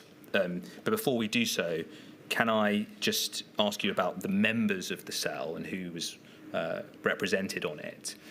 You listed them out in your witness statement at paragraph 134, and they are NHS England, Public Health England, which then became the UK HSA, Public Health Wales, RHI Scotland, the Scottish HAI unit, the Association of Ambulance Chief Executives, and the Department of Health and Social Care. Can I clarify, was membership of the cell then specific to those organisations rather than to any specific individuals? Yes. The inquiry heard from Richard Brunt of the Health and Safety Executive last week, and he talked about having a direct input to the cell. You didn't mention in your witness statement them being a member of the cell. Is it right they weren't actually attending cell meetings, but they did have direct lines of correspondence to those who were on the UK IPC cell? Yeah, that's correct. So HSE was not a member of the UK IPC cell, but we did engage with HSE on many issues. You were a member of the cell both at Health Protection Scotland as a representative of Health Protection Scotland and then subsequently as a representative of NHS England, is that right? That's correct. One of the things that was mentioned by Dr. Barry Jones of the COVID Airborne Transmission Alliance on Thursday when he gave evidence was he said that there were more members on several occasions attending these cells from NHS England than any other organisation. Sometimes you think he said there was up to 20. I don't know whether that's accurate or not, but dealing with the issue of why there may have been more members from NHS England attending these cells, is it right that NHS England bore the secretariat function for the cell, and would therefore sometimes have had more members attending to take notes, etc., or were there other reasons why they may have had more members attending? So because the UK IPC cell had evolved from what was the NHS England IPC cell, we did continue, we had the infrastructure and we had that cell in place, so we continued to manage the cell in terms of doing or organising meetings and doing the minutes and action notes from those meetings. In terms of membership from the representative organisations, it was down to those other national organisations to bring to the meeting who they wished to represent their country, public health body, RHI, Scotland from Public Health Wales. So there was no bar from those organisations by the chair or anyone else about who from those organisations could attend those meetings. So it goes back to the point that we were speaking about earlier, that it was the organisations which were represented on the cell rather than specific individuals. Correct. You could have sent many more individuals if you wanted, or much fewer. Indeed. Are you able to recall, and I appreciate that to some extent you may not know in detail the qualifications of absolutely everyone who attended every single cell meeting, but are you able to recall whether or not there were individuals from non-medical backgrounds or non-clinical backgrounds, for example, engineers or physicists or physical science experts who attended the cell?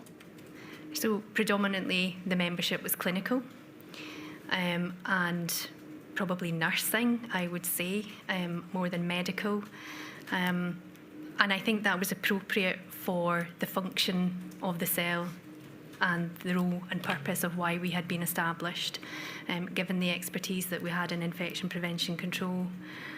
We did not want to duplicate the efforts of other meetings, and we were aware that there were many meetings happening at the same time. For example, there was an engineering management group that was a subgroup of SAGE, and we would obviously look to the outputs of such groups and review what we could translate from the outputs of those meetings into the IPC guidance if it was relevant. I appreciate that you have said that it was appropriate, but the inquiry heard last week from Professor Beggs, who comes at things, I think, from a physical science perspective, and it was his view that in terms of the science associated with transmission of infectious diseases, there's been a bias towards epidemiological evidence over physical science. I don't know whether or not you agree with that at all, or if you disagree. Perhaps I'll give you an opportunity to comment on that. Can you repeat the question again? Sorry. Well, Professor Beggs told us that he considers that in professional infection prevention control spheres, there's been a bias towards focusing on epidemiological evidence over considering what the physical science may say, and as a result, a more narrow picture has been obtained. So my first question is do you accept that criticism? No. I do think there has been a lot of studies now being undertaken by physical scientists and others, but I think from an IPC perspective, we would follow the epidemiology and the scientific literature in terms of the infection prevention and control guidance that we would put together. So we would be taking the views of our scientific experts, be that from SAGE, UK HSE, Public Health England. So you don't think then, on reflection, that perhaps the cell would have benefited from having the expertise of a physicist or an engineer or someone from that background? There's always room for improvement. And in terms of the different backgrounds, maybe that is something for future, a lesson learned. That some of these organisations, it's how they're plugged in. I suppose it goes back to the structure, doesn't it? And how they fit in under the Civil Contingencies Act, for example. If they were a responder under that remit or within that structure. So I'm not saying that, I think what I am saying is the UK IPC cell evolved over time, and the membership was specific to the role that we were carrying out, that it was infection control leads with the expertise in infection control that were pulling together the evidence, taking the outputs from SAGE and AirTag, translating a lot of the science into practical guidance for frontline staff. But you know, if the membership is something that we need to review, there's always lessons to be learned. Thank you. The one area then I suppose that you would confirm you were on top of, from the perspective of the representatives of the UK IPC cell, was having direct involvement in clinical work. Is that right? That's correct. So there were members who were actually directly involved in putting into practice the guidance that was being formulated. Yes. Another issue that has been raised with the inquiry is that of stakeholder engagement. On reflection, I appreciate you've been very candid about the potential benefits of physical science and engineering. What about the fact that there were concerns from the Royal College of Nursing and the British Medical Association about them being engaged? On reflection, do you think there would be benefit for any future IPC cell, if it was convened, to have a representative from one of those union organisations attending? I felt like there was a couple of questions in that. I think, first of all, in terms of stakeholder engagement, we were working at pace. I know that as individuals and collectively as an IPC cell, we were seeking feedback and making ourselves available to people to give that feedback. In terms of the updates to the guidance, there were often times where I would make a phone call to RCN or to the Infection Prevention Society or the president of other organisations to say that we had to get this guidance out quickly, but if I sent it over, would they have a look at it and come back with any concerns?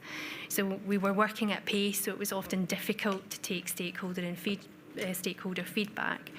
When there was what we would consider major changes to the guidance, so when we changed the guidance for remobilisation, when care pathways were brought in to get the NHS back up and running, and equally when we were preparing winter guidance for 2020 to 2021, we did more formal consultation.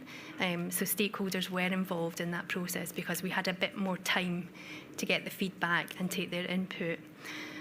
I know that my Chief Nursing Officer and other colleagues were out and about, and they had direct contact with Royal Colleges, with very many meetings. We put on lots of webinars. Can I just pause you there and just ask you about the principal basis for my question, which was, what about having a representative regularly attending the UK IPC cell from the Royal College of Nursing or the BMA? I think the challenge is the number of different representatives from all of those various groups. So I think it's important, and again, I think it goes back to the structure about setting that in place, about how what the consultation looks like, what is the communication and engagement strategy, and having something like that proactively built in, rather than it being something reactive. And I accept that it wasn't always easy to take all of the feedback that was coming from stakeholders, given the pace at what we were working. I think that then leads on to the criticism which the inquiry heard last week about the suggestion that from some of the members of the BMA and Royal College of Nursing, they felt like they were being managed and pushed away. I presume that based on what you've just said about stakeholder engagement and the steps you did take to consult, you would at least make clear that wasn't your intention, and indeed probably not what you consider actually occurred. Is that right? Yeah, absolutely. And if that was the perception, it couldn't be further from the truth, because we did want to get feedback from people. But as I say, when we were pulling or drafting guidance and reviewing the evidence and updating, we were working to very tight timelines. All of these points are relevant, of course, because what I want to ask you is whether, in fact, you consider the membership of the cell as it was during the pandemic, the COVID-19 pandemic, was sufficiently broad to ensure that a range of expert opinion was brought to the table. Do you consider that was the case? I do. One of the points which arises from review of the IPC minutes is this concept of the cell reaching a consensus. Can you explain what the process was by which the cell reached a consensus and then made a decision on how to proceed? So it was as chair, when I was chair, and as a member, the decision making did rely on consensus. It was ensuring that we had broad agreement among the members, though not always unanimous. And we provided recommendations to national governance bodies, to each of the countries for their final approval. So it was making sure that we had open discussion, I'd say that we came to a recommendation at the end of that, which would be broad agreement, and those, if there was any doubt or we didn't feel that we had come together and reached consensus, then that would have been escalated to senior clinical colleagues. I sense from what you're saying then that there weren't actually formal votes taken during the meeting. No, there was not. So then did it rely essentially on whoever was chairing the meeting, in many of the instances you, getting a broad flavour of what the discussions were and then summarising that as the consensus? Yes. If we can then look at one of these documents that's relevant, which is the minutes of the IPC cell from the 18th of August 2021. This is INQ 3039886, and it's the third I think it's the third page of that document. If it could come up on screen, please, if possible, but don't worry if not, I can just summarise what you say. In it, in August, you say that you were still working with a consensus view. However, escalation of any disagreement may need to be included in the next terms of reference. So this is in August 2021, sometime into the pandemic, and it seems that still at this stage, the terms of reference and the lines of reporting were still being ironed out. Is that a fair summary? I mean, we did review the terms of reference for the duration of the cell. I mean, I think it's important to say here that we could have been disbanded at any time. The cell was given authority by others. We didn't have a direct route to publication. The guidance could have been pulled that we put out, or the consensus decision could have been pulled by any of the public health bodies across the UK. And I'm sure our senior leaders would have been clear about the decisions that we made, whether they were right or wrong. So to be absolutely specific, I know you mentioned public health leaders, but who would any disagreement or any ambiguity have been escalated to? Who were the individuals or professionals who would have had oversight of that? To the UK senior clinical leads. In which departments? In each of the 4 nations. And in a related question, would that mean then that Public Health England, for example, who published the guidance on behalf of England at least, would they have had the ability to have come back to you on anything that was agreed during the IPC cell minutes and say objected to it or required an amendment to be made to that piece of guidance that was proposed? Yeah. As a lead organisation for public health and infection control in England, they could have come back at any point and made amendments. And would this still apply if Public Health England themselves, who are obviously members of the IPC cell, had not in fact agreed with the consensus view that was reached at the IPC cell meetings? Yes. Can you recall any occasions on which, whether that be the CMO within each nation, the CNO within each nation, or public health bodies, actually came back and said, you need to make a change to this guidance, or we're not going to approve it in its current form? Yeah. So I don't recall specifics, but I do recall conversations with Public Health England colleagues on draft guidance content. In practice then, I appreciate that you may not have been responsible for the reporting lines, but in practice, was it the case that recommendations reached at the UK IPC cell were routinely incorporated into national guidance? That's correct.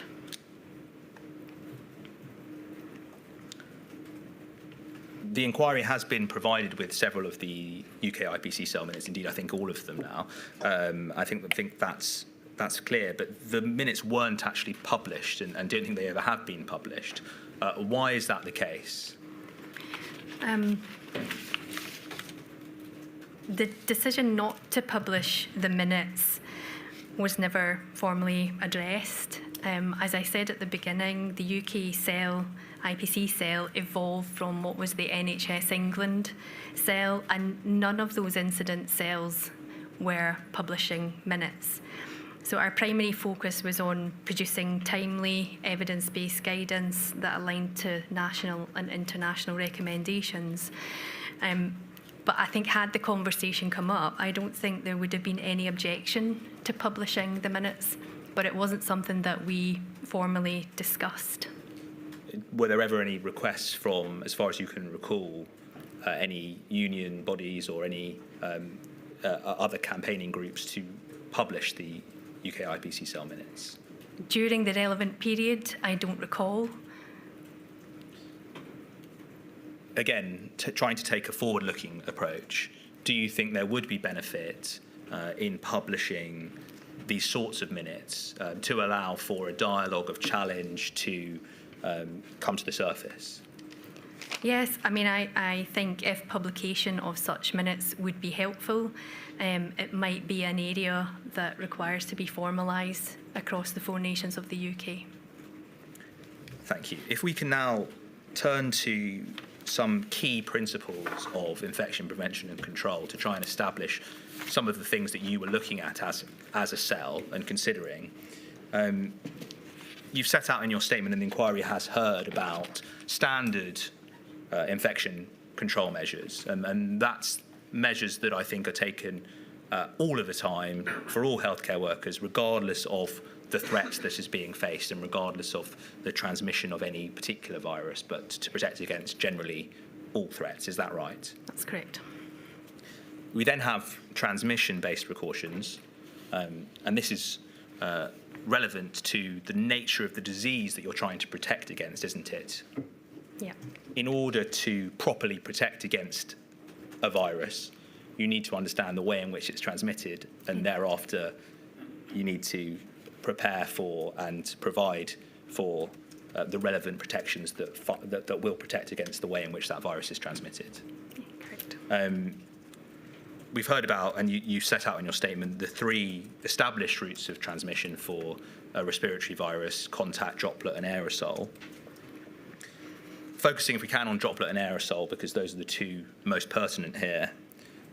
You would agree, I suspect, that there are differences in terms of the precautions you need to take when protecting against a virus spread via droplets and one which is predominantly spread through aerosol transmission. Yes, and it does support the intervention. The definition supports the IPC measures that would be put in place. I'm not sure. Sorry, could you clarify what you just said? So sorry, could you repeat the question? The question is a basic one, really. It's just to establish that there are differences between the way in which you protect against a virus that is spread predominantly by droplets and one which is spread through aerosols. That's correct. And that's why we've heard about the differences between fluid-resistant surgical masks and respirators. Respirators being necessary for aerosol protection and surgical masks for droplet protection. You accept, I think, that FRSMs, if I can use that acronym, don't protect against aerosols, do they? No. And we heard last week from Richard Brunt, who explained that from the HSE's perspective, FRSMs aren't in fact deemed to be PPE because they're not, if I can summarise, personally protective. They are, I think, source control or a medical device as far as he's concerned. They're regulated by the MHRA. You say in your witness statement at paragraph 68, for reference, that you do think that FRSMs are considered to be a component of PPE.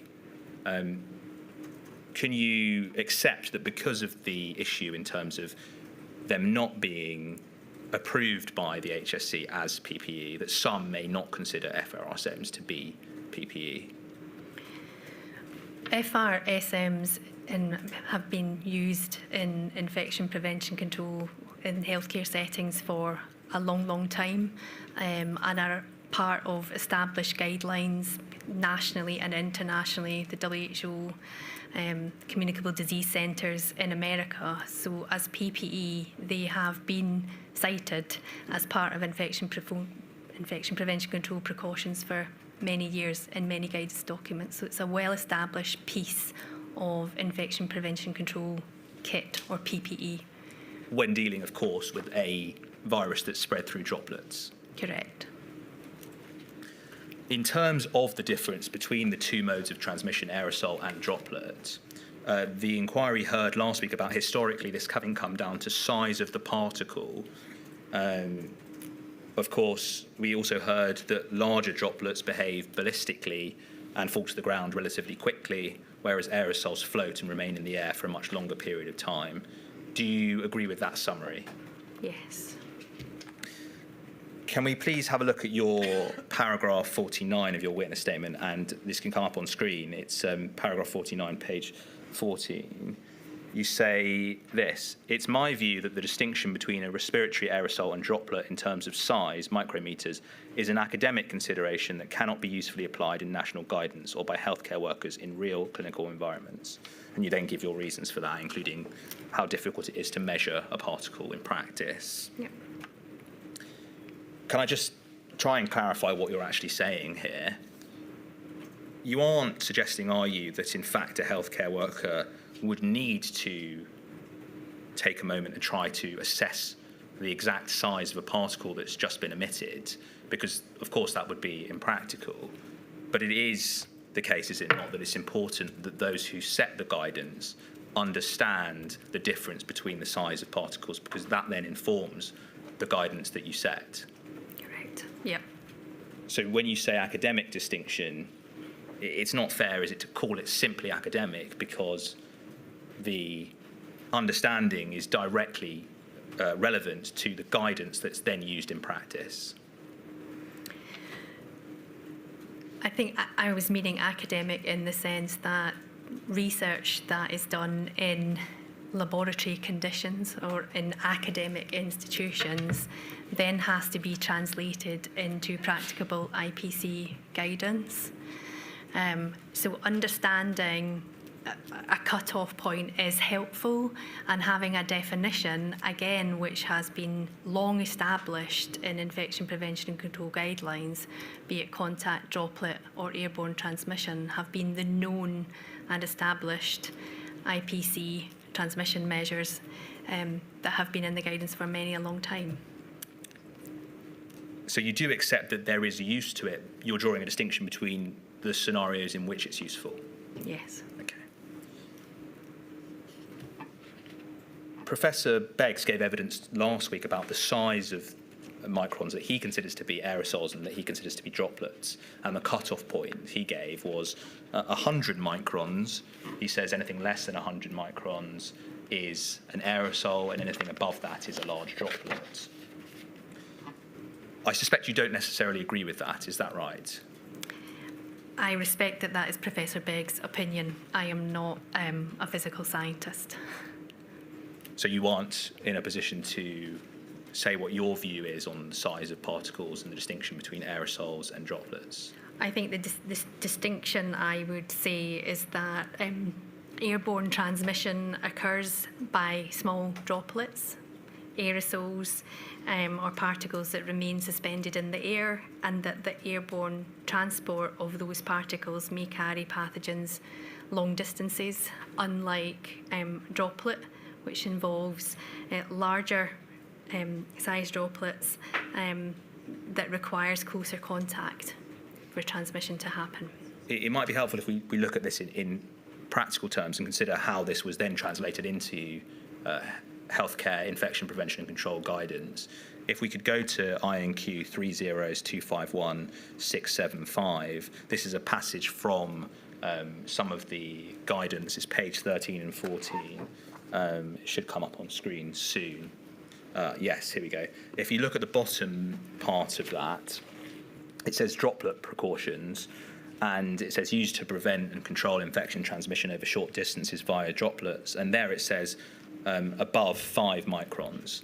So just to clarify, this guidance, is this likely to have been something that was formulated or agreed upon in an IPC cell meeting?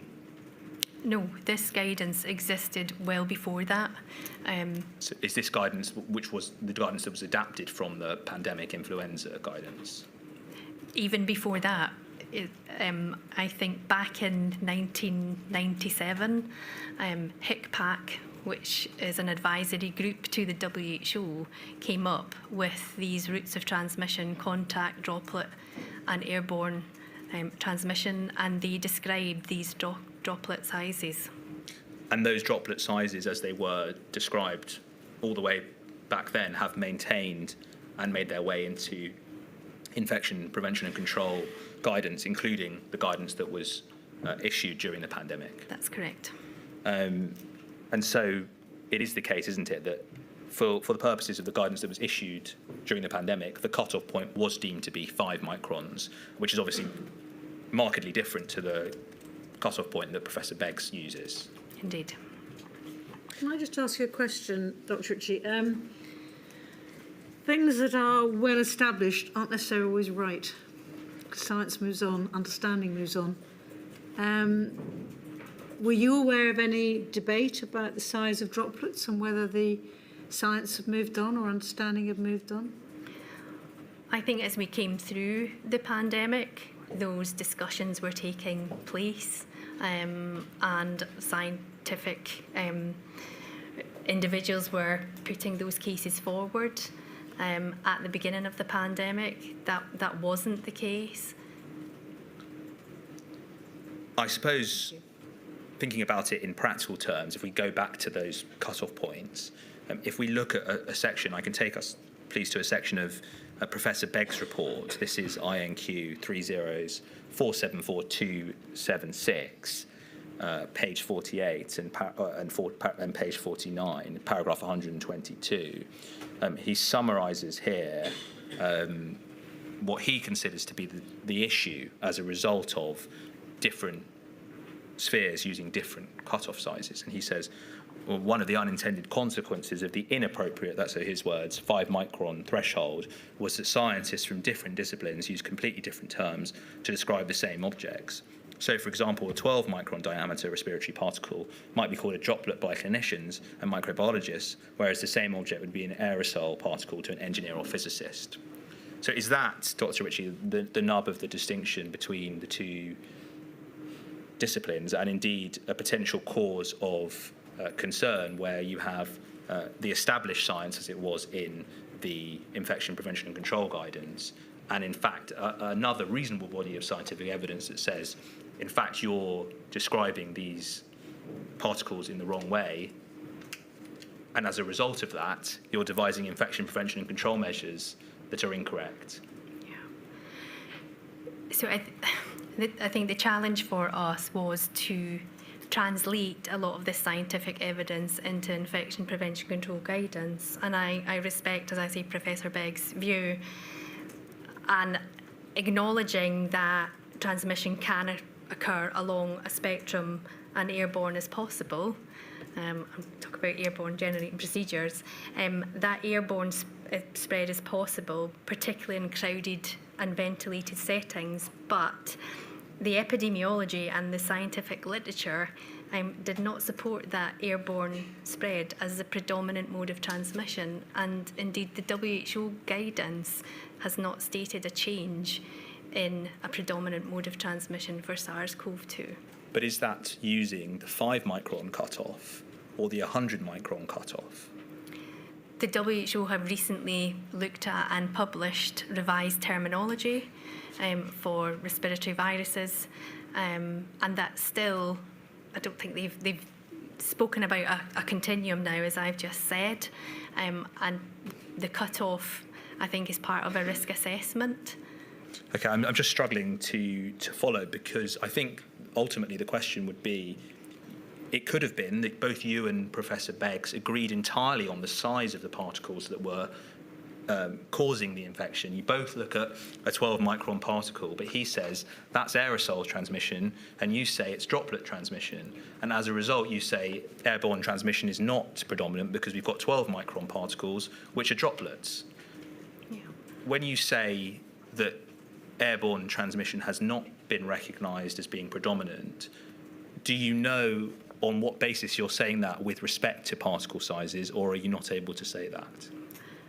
I'm probably not able to say that in terms of particle sizes, but in terms of the epidemiology and the scientific literature and the outputs from those scientific groups that we were taking advice from. I suppose trying to follow this up then, just to tie things up, those scientific groups that you were taking advice from saying that airborne transmission was not a significant threat, were they doing so on the basis of a 5 micron cutoff? Do you know that? I don't know that.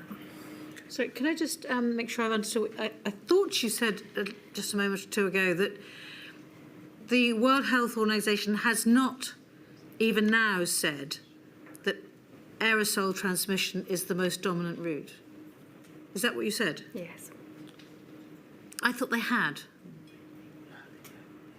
They haven't changed their Well, guidance. I'm not sure if they said most dominant or if they've just acknowledged it as a route.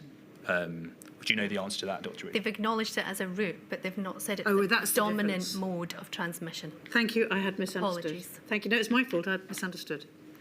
I suppose this leads on to a point you make in your witness statement, which is that you say that the established modes of transmission as defined before the pandemic, i.e. with specific infectious particle cutoff sizes, it is in fact not as delineated as first thought prior to the pandemic. I suppose, first of all, what do you mean by that?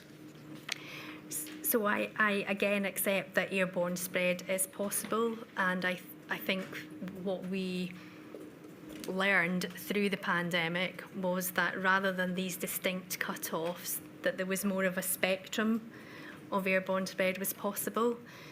So having distinct cut-offs probably now is not a helpful thing to have. And I think there's been many reports of nosocomial infection, like hospital infections, where other routes of transmission can't be ruled out. That can come down, that document. I suppose there are two questions which arise from that. The first is, if that is the case, and that's the view you've come to now, when did you come to that view?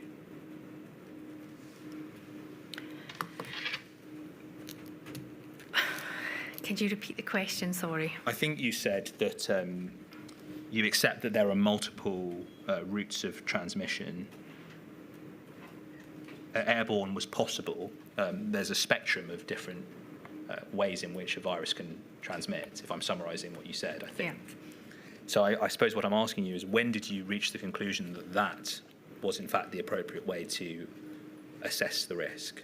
I think when the cut-off measures of the particle sizes were not seemed or deemed to be helpful within clinical guidelines, and that the awareness of airborne transmission became more apparent. Can I push you to try and identify a time frame?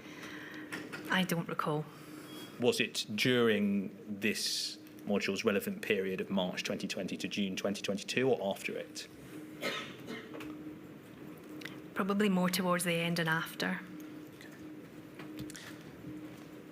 Just to tie this area up before we break, does your understanding that things are perhaps more nuanced than was previously considered to be the case, and that in fact there's a spectrum, does that not reinforce the need to protect against a variety of different modes of transmission, and perhaps be more precautionary and protect against all of them at once, rather than just be specific and say this is the way in which it's transmitted? Indeed. Thank you. My lady, I don't know if that's an appropriate time. If you Yes, certainly. I shall return at... I hope you were warned that we would be taking lunch break. Thank you. I shall return at 2 o'clock. All rise.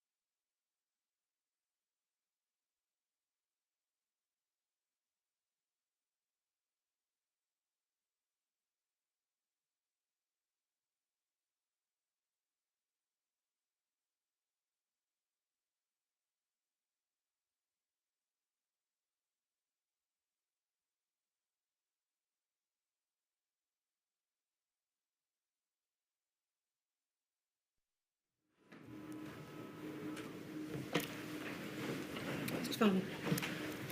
Thank you. Dr. Ritchie, I want to, before I actually begin, I just need to make one point of clarification. Prior to starting, earlier on, I referred to a document, INQ, in fact, I'm going to give you the correct reference for the document I should have referred to. I can't remember the wrong one because I don't know which one I did refer to incorrectly. But I can tell you I meant... confused, James. I got confused. The correct one is INQ 303988180. And if just for formalities, we could just have that on the screen for a second or two, we can then take it down and it will be corrected for the purposes of recording it. Thank you. Turning then back to your evidence, Dr. Ritchie, I want to deal with the issue of the role of high consequence infectious diseases, HSID, and the classification as an HSID, and how that plays a part in infection prevention and control, if it does at all, and how it in fact did play a part during the early part of the pandemic. So starting point, it's right, and I think you acknowledge, in January 2020, COVID-19 was designated as an HSID, if I can use that acronym. That's correct. Generally, is it right that HSIDs are divided into two categories, contact and airborne? That's correct.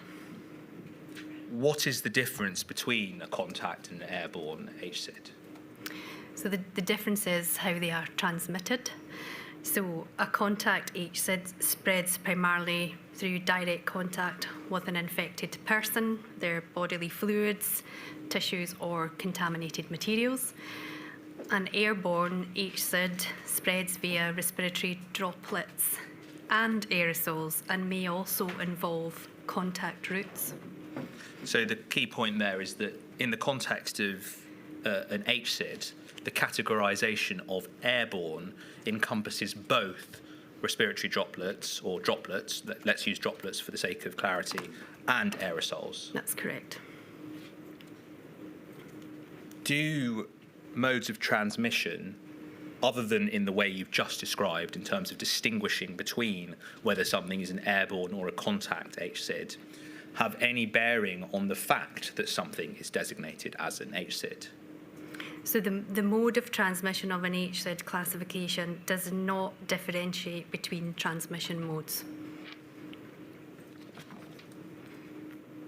Put another way then, just trying to clarify this, are the implications from an infection prevention and control perspective in terms of the requirement to wear respiratory protective equipment and I think using negative pressure rooms the same if you're dealing with a contact HSID and an airborne HSID? That's correct. So in January and until March 2020, because of the fact that COVID was designated as an HSID, it was a requirement for all healthcare workers to wear respiratory protective equipment and also to be dealt with in negative pressure rooms. Is that correct? That's correct. The decision was then taken to declassify COVID as an HSID, and following that, is it right that the stringent requirements about how to deal with the virus, because of the fact it was designated in such a way, fell away, and there was no need to, at that point necessarily, or deal with what actually happened? But once it was not categorised as an HSID, those requirements were not, you didn't need to abide with those requirements necessarily. That's right. So when something is classified, or a pathogen is classified as a high consequence infectious disease, be it contact or be it airborne, there is one PPE kit ensemble, as we refer to it, that includes a respiratory, which includes an FFP3 respirator, RPE.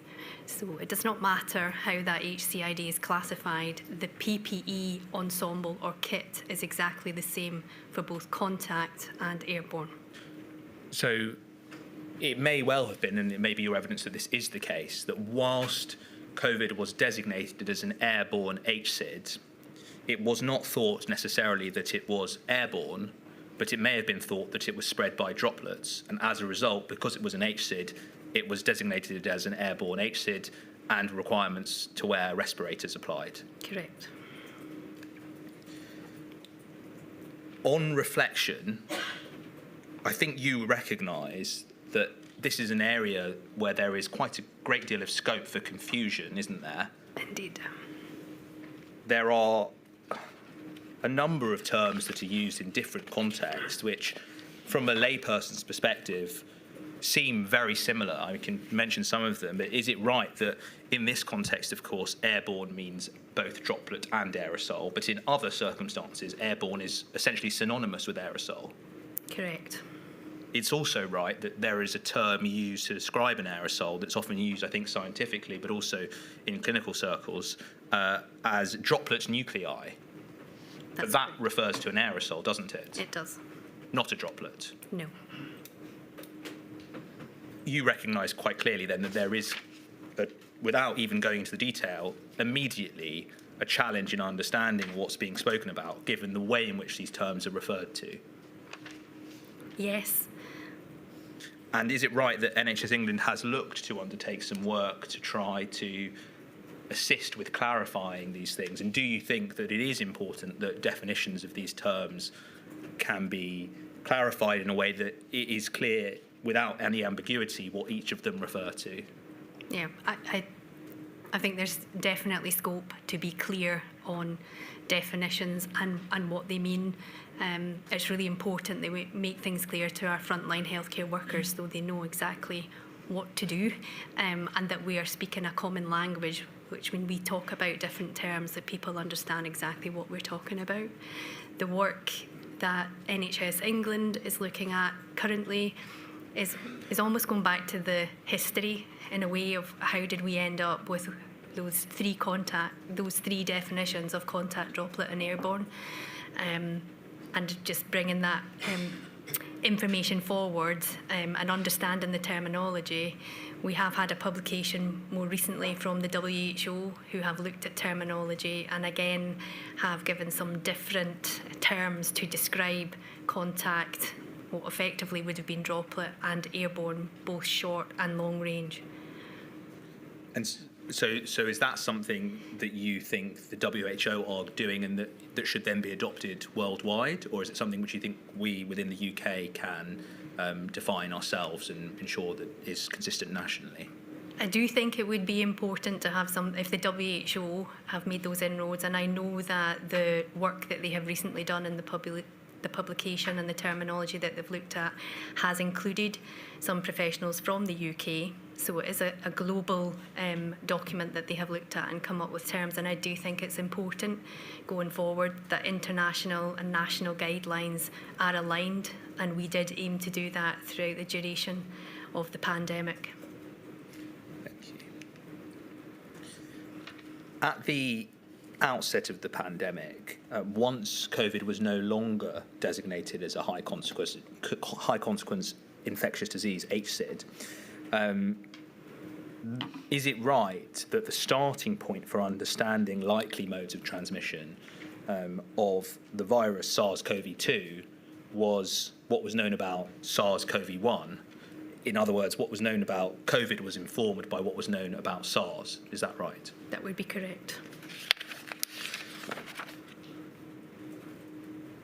In 2013, do you recall that you co-authored a paper alongside some other medical experts, including Sir Jonathan Van Tam, who was the Deputy CMO for part of this relevant period, and that paper was aimed at giving guidance to healthcare workers on how to protect against various different viruses. Can I call that document up, please? It's INQ 30130561, and I want to go to page 5 in particular, please.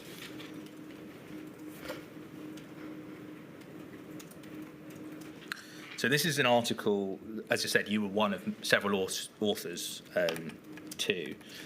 We can see that this is a table which has various different viruses. In the middle there is main route of transmission, and then further along we have respiratory personal protective equipment for healthcare workers and FFP required. We can see, first of all, with tuberculosis, it's described as aerosol under main route of transmission, and then we have FFP3 required, and then it says a tick there and some language underneath that, some text underneath that, sorry. If we look at SARS coronavirus, that's SARS, it describes main route of transmission for SARS as droplet/aerosol. And in terms of respiratory personal protective equipment, it says recommended to be worn until patient is no longer considered infectious, with a tick next to it. Given that SARS was the starting point in terms of informing the way in which COVID was to be protected against, and SARS was described as droplet/aerosol, and indeed recommended that an FFP3 be required when caring for SARS, can you explain why that didn't apply when providing guidance as to how to deal with COVID, despite the fact they were so similar? So the SARS-CoV-1, which would have been the SARS outbreak in 2003, and I think you're correct in saying that the principle of this paper was to help guide personal protective equipment, and particularly respiratory and facial protection. What it didn't do was specifically look at individual pathogens. But SARS-CoV-1, in the 2003 outbreak, was predominantly found to be spread by droplet contact, with the potential that it could be airborne. But it was never confirmed that that was the predominant route of transmission for SARS-CoV-1.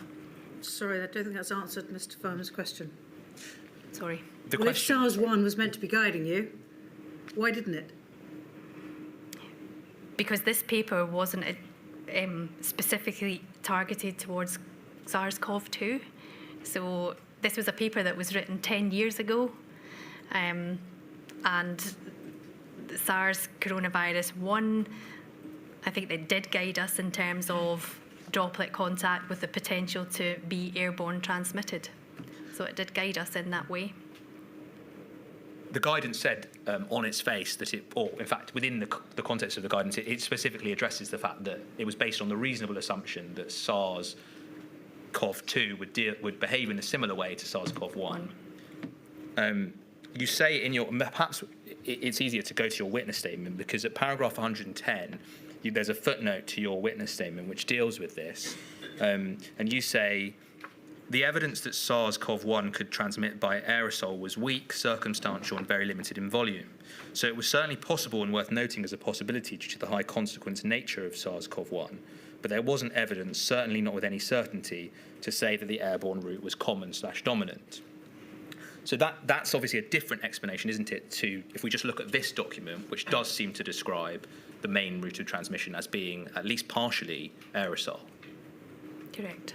But it seems that you're drawing a distinction in your statement between the two viruses, not based on routes of transmission, but based on the fatality of the case fatality rate, or the extent to which a high proportion of patients die when they catch SARS as opposed to when they catch COVID. Yes. So was that what guided you?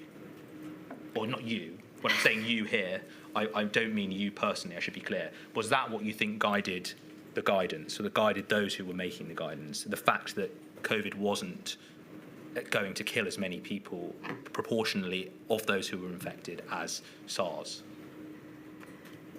Sorry, could you... A high proportion, was the fact that a higher proportion of people who catch SARS die part of the reason that you recommended that airborne precautions be taken against SARS than with respect to COVID? So part of the declassification, so more information was coming out with regards to how SARS-CoV-2 was being transmitted. And with that information, we were using that from NervTag, from SAGE, the bodies who were looking at the science to inform or translate that science in what would be infection prevention and control guidance. Sorry, I'm just because I think this is important. I'm trying to understand from what you're saying whether or not, in fact, you did look at SARS to inform the way in which you dealt with COVID, but in fact you thought SARS was predominantly droplet-based, and that was why that influenced the way in which the guidance was produced for COVID. But the difference with SARS is that it's deadlier, essentially. Yes. Is that the distinction that was being drawn by those who were producing the guidance, do you think? Yes. Okay, thank you. That can come down, that document. The inquiry has also heard criticisms, I think in Module 2, from Professor Catherine Noakes, who was, I think, on the environmental modelling group. And she said, to summarise, essentially, that she considered that there may have been a belief or a consideration that we needed a higher threshold of evidence to be confident that airborne transmission was occurring, whereas with respect to droplets and contact, it was sufficient to make assumptions based on what was reasonably known previously. Do you think that's a fair criticism? Sorry. Put another way, was a higher threshold of evidence required for airborne transmission as opposed to droplet and contact transmission? So the UK IPC cell was basing the guidance on the evidence that we were being given from outputs from NERVTAG, SAGE, and aligned to what was in WHO guidance. So the early IPC guidance was based on the available evidence on transmission routes, which aligned with the WHO recommendations. The question was, were you looking for more evidence? I don't think it was looking for more evidence. We were translating the science that we were being given. So had our science evidence groups such as NERVTAG and SAGE said that that evidence was available in the literature, then we would, or that was the mode of transmission, it was airborne, then that is what we would have put into the IPC guidance. Just following up on that, I thought that the reason that you looked, or that guidance looked at what happened with SARS to inform how to protect against COVID was because there wasn't evidence of the way in which COVID specifically transmitted. And so in order to do that, you look at SARS to inform and make reasonable assumptions. If that's right, is that right, first of all? Yes. But if that's right, you didn't have evidence about the mode of transmission with respect to COVID either, did you? You didn't know whether it was droplet or contact. You just knew that it was likely it may have behaved in the way that SARS did. Correct. And so, given that you didn't know that, the obvious question is to say, why wasn't it presumed that we don't know about the way in which this virus transmits at all, and we're going to protect against all three established modes of transmission? Oh, we were taking our lead from the expert science groups to translate that, as I've said before, into the infection prevention and control guidance. So was it essentially a risk assessment that you considered, based on the evidence, it's likely that it's droplet-based? Correct. Can we go, please, to a document now, which is INQ 301300506? And I think it's the third page. Oh, well, we can start with the first page just to orientate ourselves. So this is a letter from Professor Stephen Powis, I believe, on the 28th of March 2020, and it was sent to all of these various groups. We can see here all chief executives of all NHS trusts and foundation trusts, and to lots of those interested parties in the NHS, including the Royal Colleges, the BMA and the RCN. If we can go to page 3, please.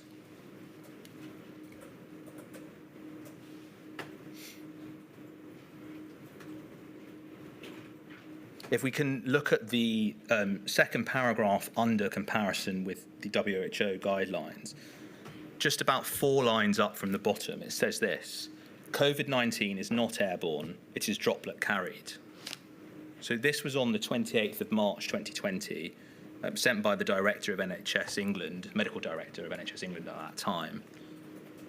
Of course, do you think that it was helpful to be this definitive about the way in which the mode of transmission was for COVID-19 this early on in the pandemic?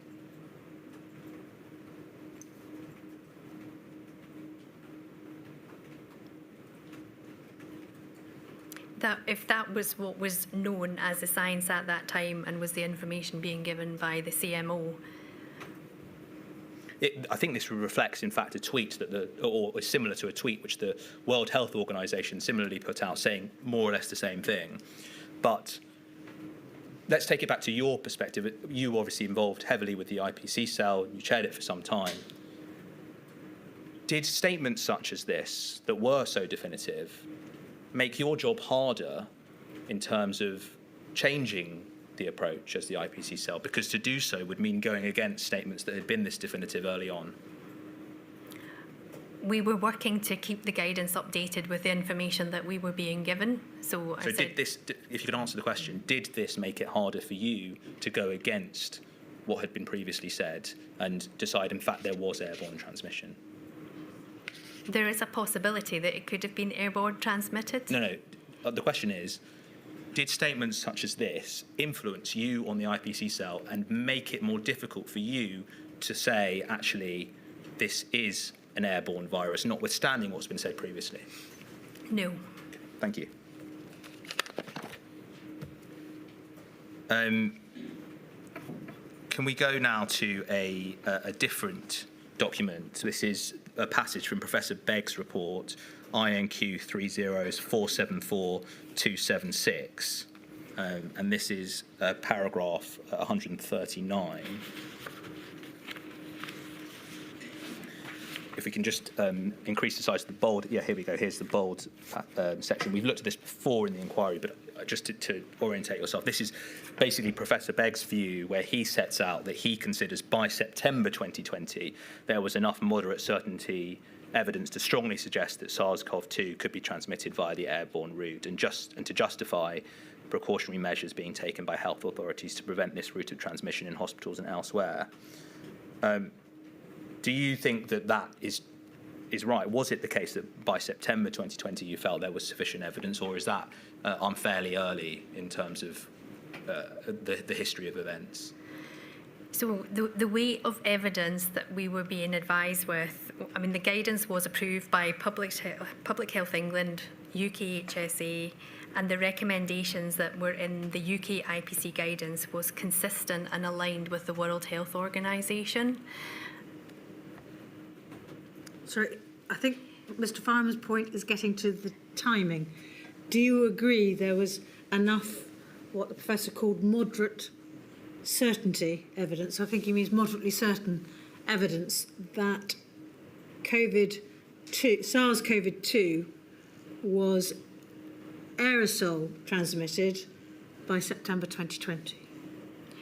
It could be aerosol transmitted if there was aerosol-generating procedures being performed. That's a different point, but thank you. So other than outside of aerosol-generating procedures, you didn't think in September 2020 that was the case? And potentially if people were in poorly ventilated and overcrowded situations, then again that had been raised as a possibility that it could be airborne spread. Okay. Bear with me 1 second. With respect to poorly ventilated areas, is it not the case that ventilation is only a relevant precaution if you are guarding against an airborne transmitted disease? There's no point opening the windows in terms of trying to protect against a contact disease or a droplet disease, is there? Potentially, yes. Skin scales, things like that do get into the air, potentially. So you consider that ventilation is helpful both for all modes of transmission? Yeah. Specific air conditioning units and specialised ventilation are necessary for airborne or preventing airborne transmission. So you agree predominantly it's an airborne measure, but it's also beneficial in your view? Yes. For other measures.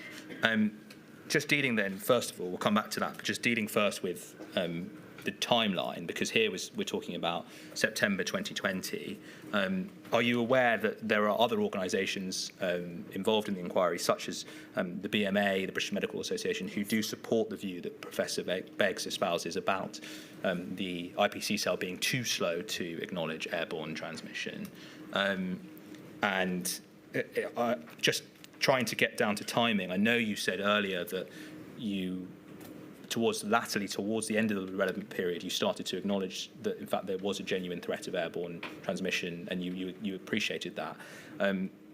From the IPC cell's perspective, was there ever a point where you collectively reached the view that it was a significant threat and needed to be guarded against with, for example, routine respirators being used? No.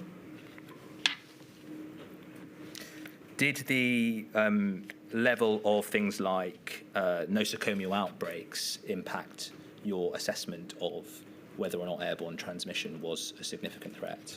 Yes, they did. And why then, when there were some instances, I think particularly in the first wave and sometimes in the second wave, there were instances of nosocomial outbreaks, why did that not cause you to reconsider and think about the threat of airborne transmission? So we did investigate, or we inquired about the different nosocomial outbreaks of infection that had happened. What we tended to see was that when community prevalence went up, so when there was more COVID in the community, then the hospital admissions increased. In terms of those outbreaks, infection control there seemed to be the FFP3 respirators became almost like the silver bullet, if I could use that term. And there are many other precautionary measures that do need to be put in place.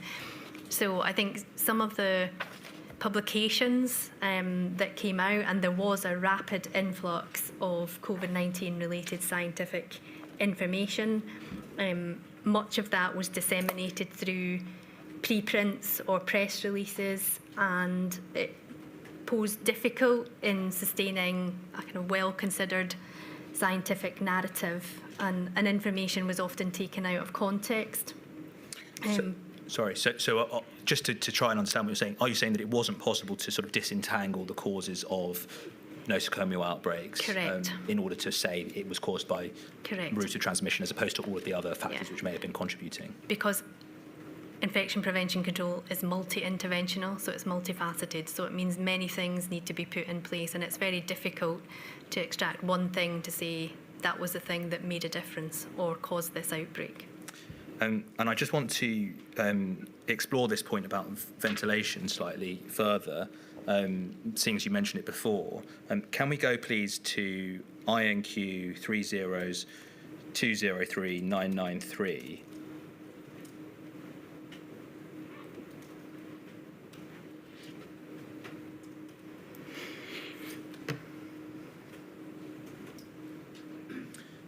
This is a paper from September 2020 which SAGE produced, and it says, role of ventilation in controlling SARS-CoV-2 transmission.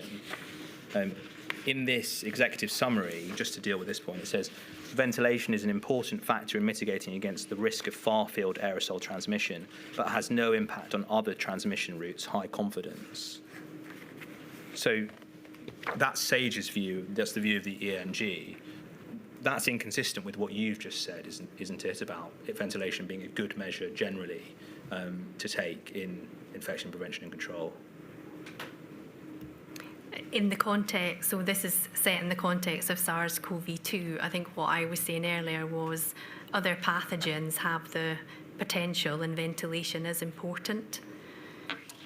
But you would accept then, would you, that with respect to SARS-CoV-2 or COVID, ventilation is only a useful precaution measure if, in fact, you are accepting as a prima facie standpoint that, in fact, there is airborne transmission outside of aerosol-generating procedures? Okay. I'm asking you the question. Is that not? I'm not telling you it's your evidence, but what is your position on that?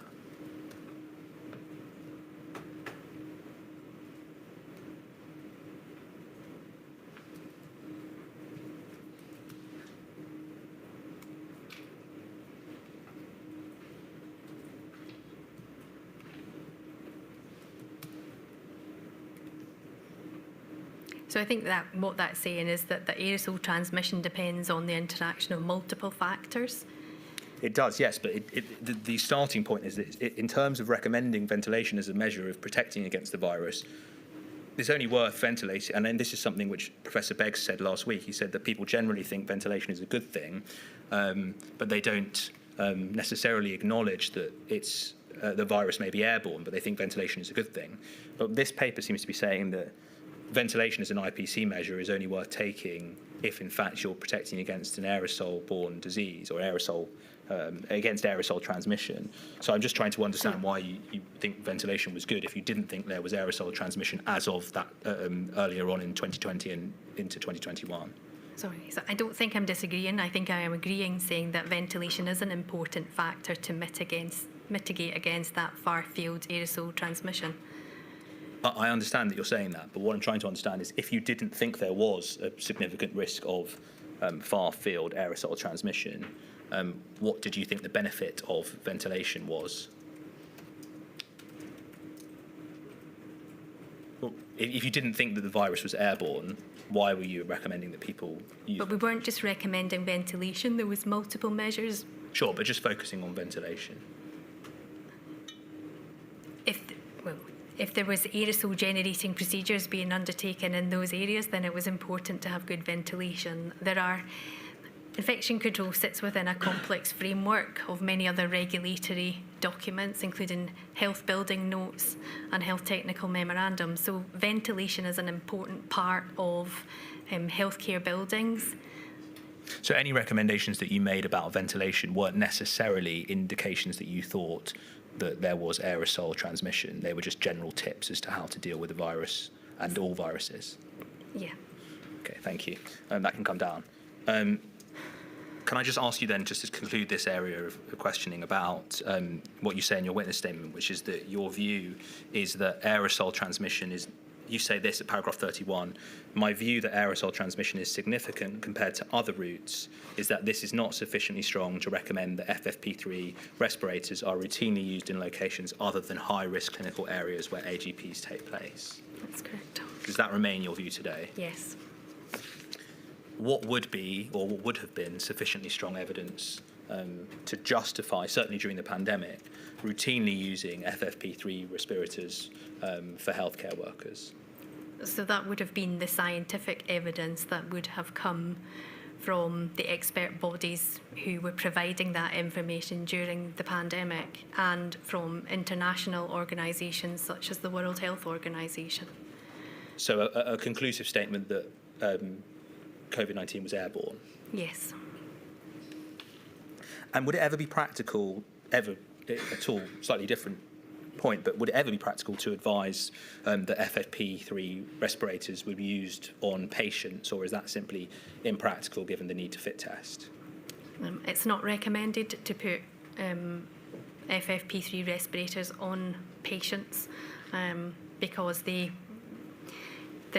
protective when wearing, but they can exhale if they have a valve actually leak the pathogen that they're trying to protect against. So you would never, the recommendation is, and as I understand it, put an FFP3 respirator on a patient. And that includes a very vulnerable patient, for example? Yes. We were speaking earlier about the March 2020 guidance and the what informed it. The guidance itself was also adapted, I think it says on its head, from the pandemic influenza guidance. Is that right? That's correct. You've described in your statement that while you were at Health Protection Scotland, you led a working group commissioned by the Department of Health and Social Care to review pandemic influenza control guidance. Is that right? That's correct. Does it follow that, of course, COVID-19 was a different virus to pandemic influenza or influenza generally, but the principles that were derived from that review on how to deal with the pandemic and the pandemic influenza virus also applied to the way in which you would approach COVID-19, given that that guidance then was adapted for the COVID-19 guidance? Yes.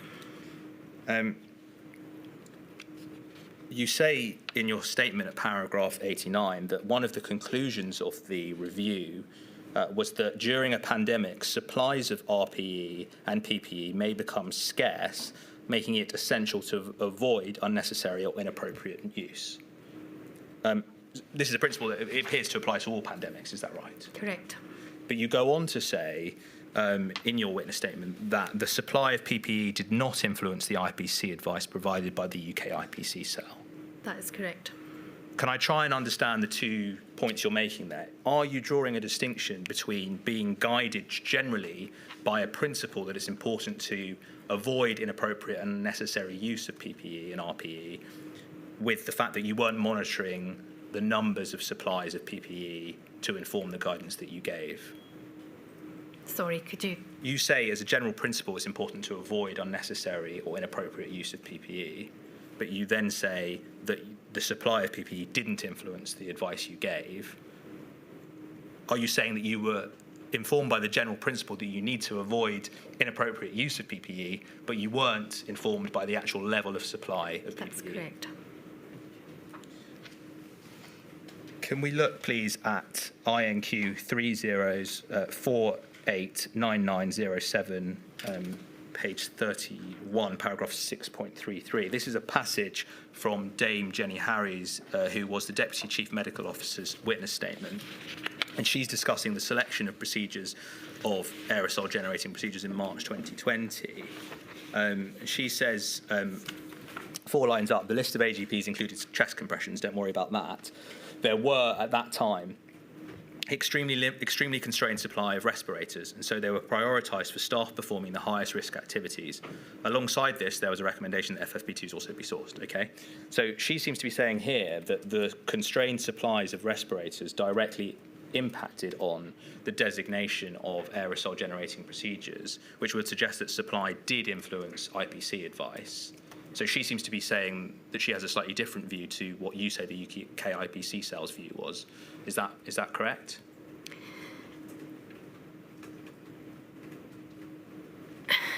So the recommendation and the guidance at the time was not to do with supply, but the recommendation was to wear a respirator if aerosol-generating procedures were being performed. And of course, they would be the highest risk activities in terms of airborne transmission. That was a decision that was endorsed by NERVTAG and ACDP, as stated there, and the Health and Safety Executive. But she seems to be saying here that what happened, because there were constrained supplies, it was necessary to prioritise the highest possible risk areas as being aerosol-generating procedures. The logical inference from that is that if you had more supplies, you may not have needed to do that. But is that right? That was not the case. So you disagree with her?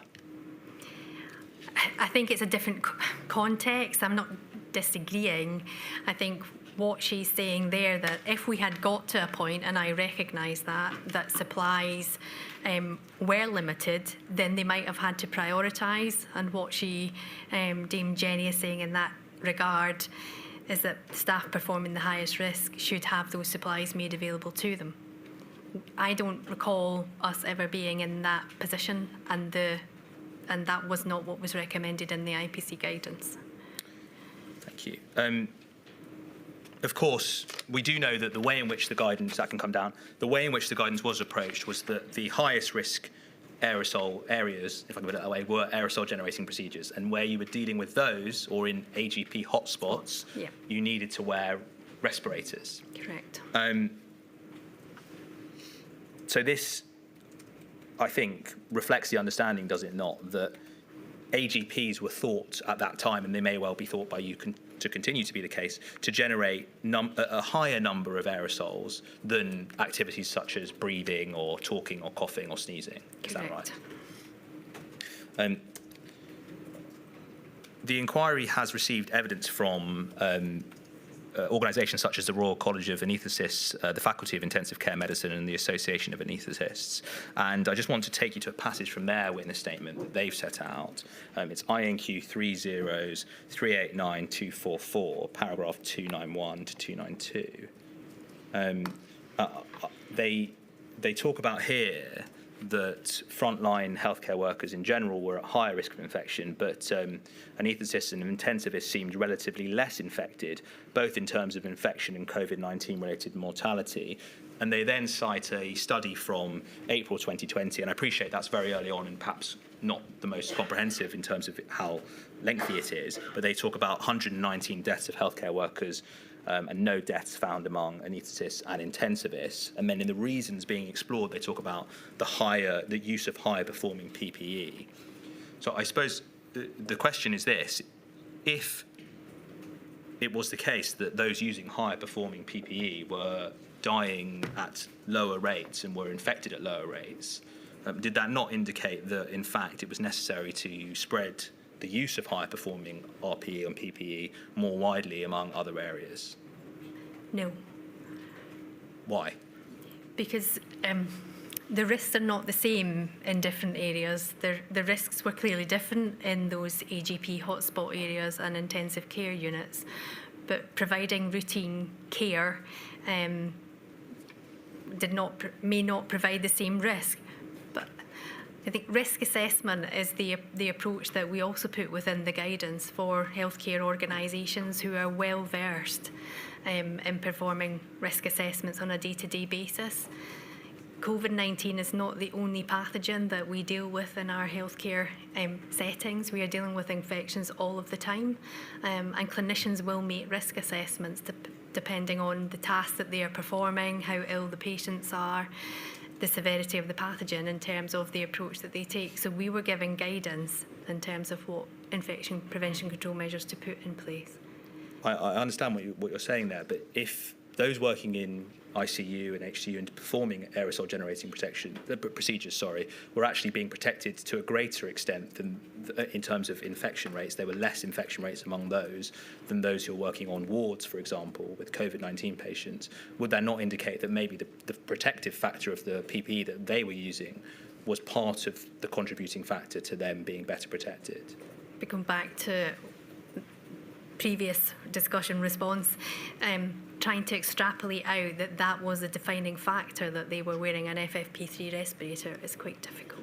Thank you. That's clear. Can we take that down, please? A linked issue is really the distinction that is drawn between aerosol-generating procedures and other procedures.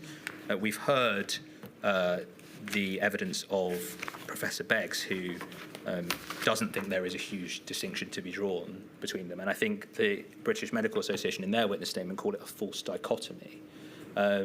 So do you accept that there is, or began to be at least some way into the pandemic, a reasonable body of scientific evidence which said, in fact, there isn't a distinction between the activities that do and don't produce aerosols in terms of aerosol-generating procedure? You accept that as a reasonable body of science? Yes.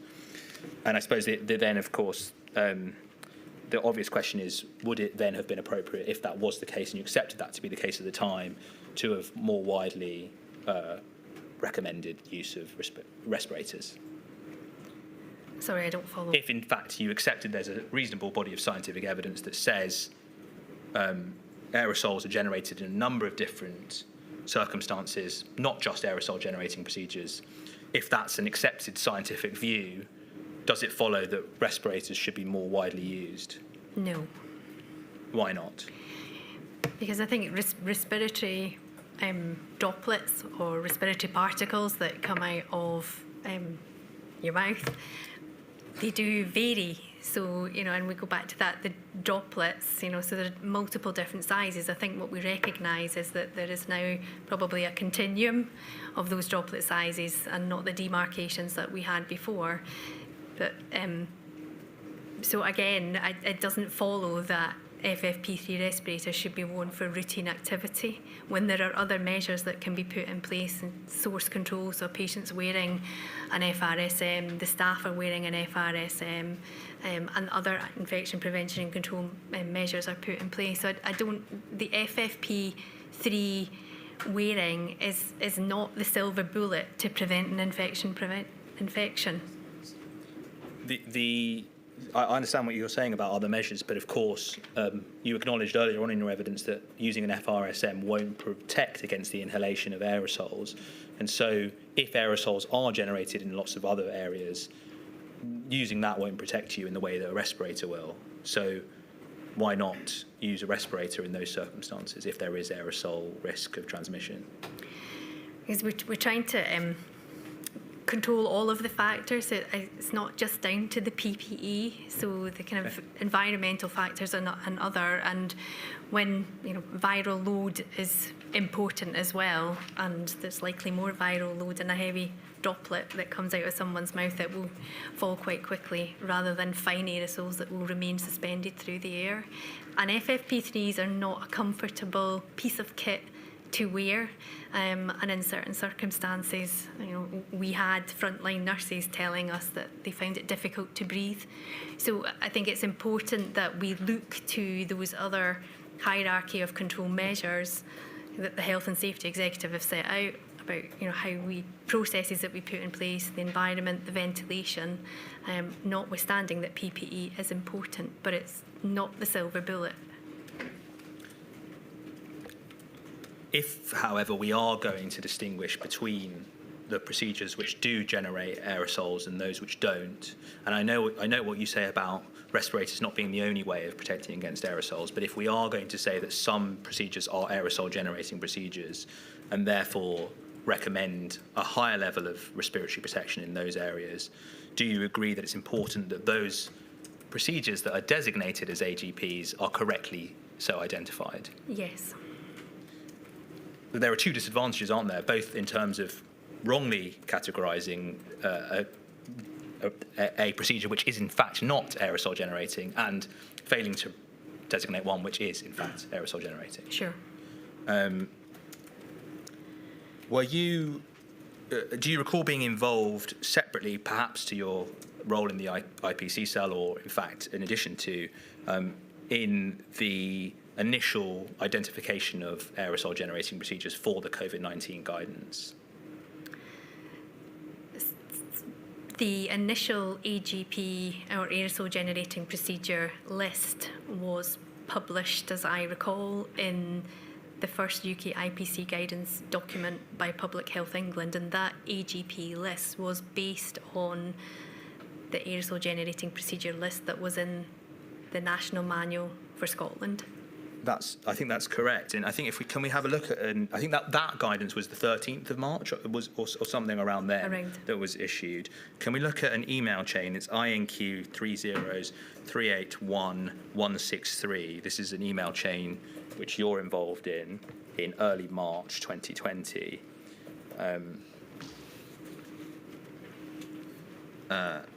And if we start, you can see right at the bottom there, there's an email from Susan Hopkins of Public Health England, Professor Hopkins, I believe it is.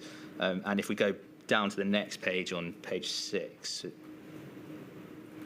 we can see what she said. Sorry, apologies. Yes, here we go. It says here, the list I submitted to Keith, I think this is Keith Willett of NHS England, is as follows, and we can see a list of them: non-invasive ventilation, etc. And then the one I want to ask you about is there is cardiopulmonary resuscitation, CPR, included on her list. And then if we go back to the email chain, we can see that you then provided a list above saying this was a subsequent email from you later that evening, where you list out a series of procedures that were in the, I think, NIPCM in Scotland. Correct. The National Infection Prevention and Control Manual. We can see here, omitted from this list is CPR, is that right? That's correct. And we can see then that Dr. Hopkins subsequently says thank you, and you use that list, and that's the list that then makes its way into the guidance, isn't it? Yes. So can I just understand, do you know if this conversation where Dr. Hopkins proposed one list of procedures and you then proposed another, as was reflected within the NIPCM in Scotland, was in fact the genesis of the list of aerosol generating procedures that ended up on the guidance? Yes. If we can then also go to another document, which is INQ 30381-182.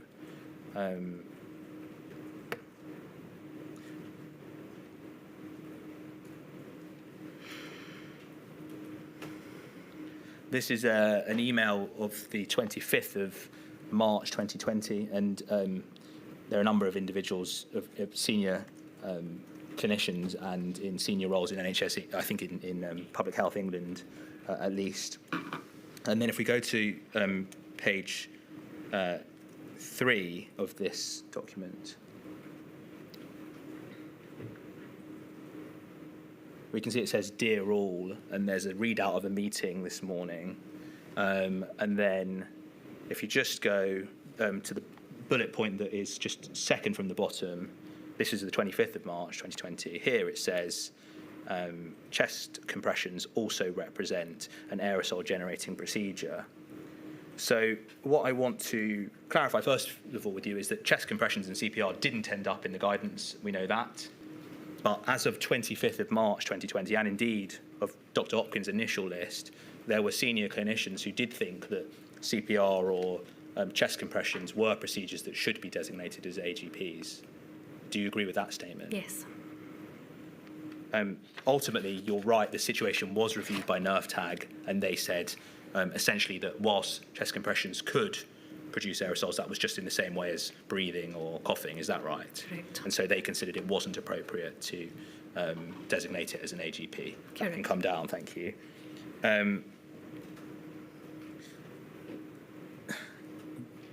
I just wanted to just tie this up with one more document, if that's okay, and go to a document of INQ 30s 189351.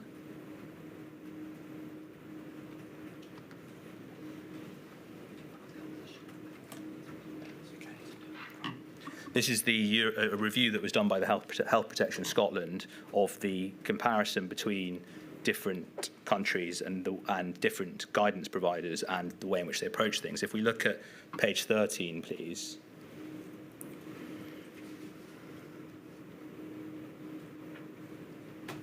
This is the guidance that was given by the European Centre for Disease Prevention and Control. I think it says last access there, 4th of May 2020. Under guidance on AGPs at the bottom, they do include cardiopulmonary resuscitation in an AGP in their guidance. So I just want to understand, this is an area that caused quite a lot of controversy, wasn't it? Yes. Given that there were a number of clinicians and indeed the European guidance classifying CPR as an AGP, was it perhaps not precautionary enough to have not included CPR as an AGP within the UK guidance?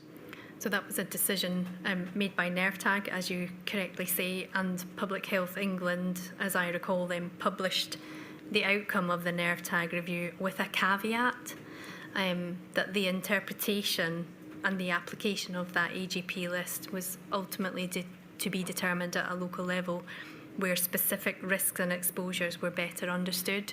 So I think the first time we ever had an agreed, or not an agreed, but we had an aerosol-generating procedure or a list of aerosol-generating procedures was that was published in 2016 in the Scottish Infection Control Manual, and they teased out those parts of the procedure that could be aerosol-generating. So I suppose they dissected CPR, whereas the WHO and others just put cardiopulmonary resuscitation down as one procedure. And that would include chest compressions, would it? Yes. Okay, that can come down.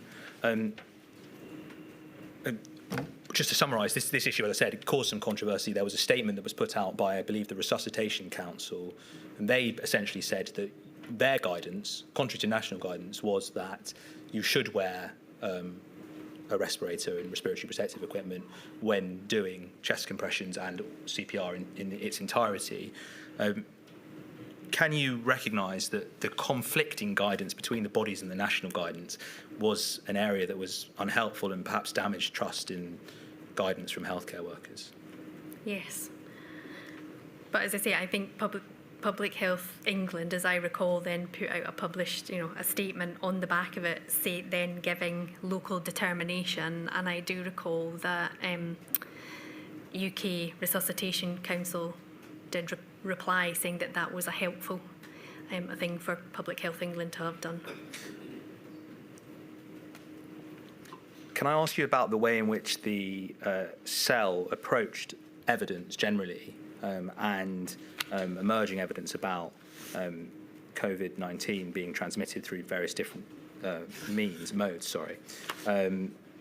What was the role of the RHI rapid review process that you relied on, at least partially, during the IPC cell discussions?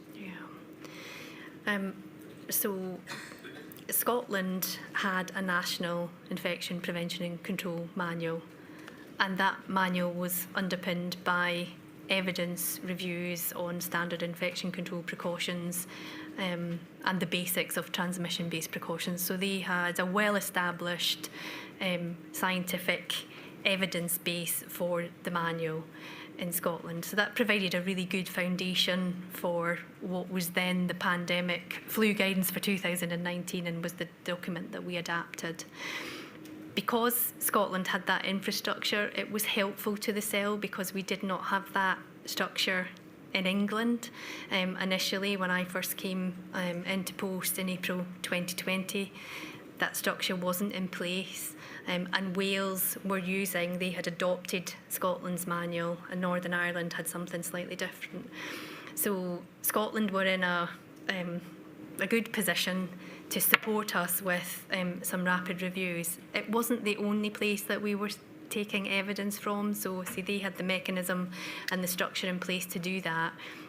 We were also looking at the outputs, as I say, coming from SAGE, NerveTag and the other scientific groups, and using that to support and translate that evidence into infection prevention control practice, and always making sure that we were aligned with WHO guidelines. So did relying on this rapid review process reflect a process that you would use both pre-pandemic and during the pandemic, of it being one of a number of different ways in which you were assessing the evidence? Correct.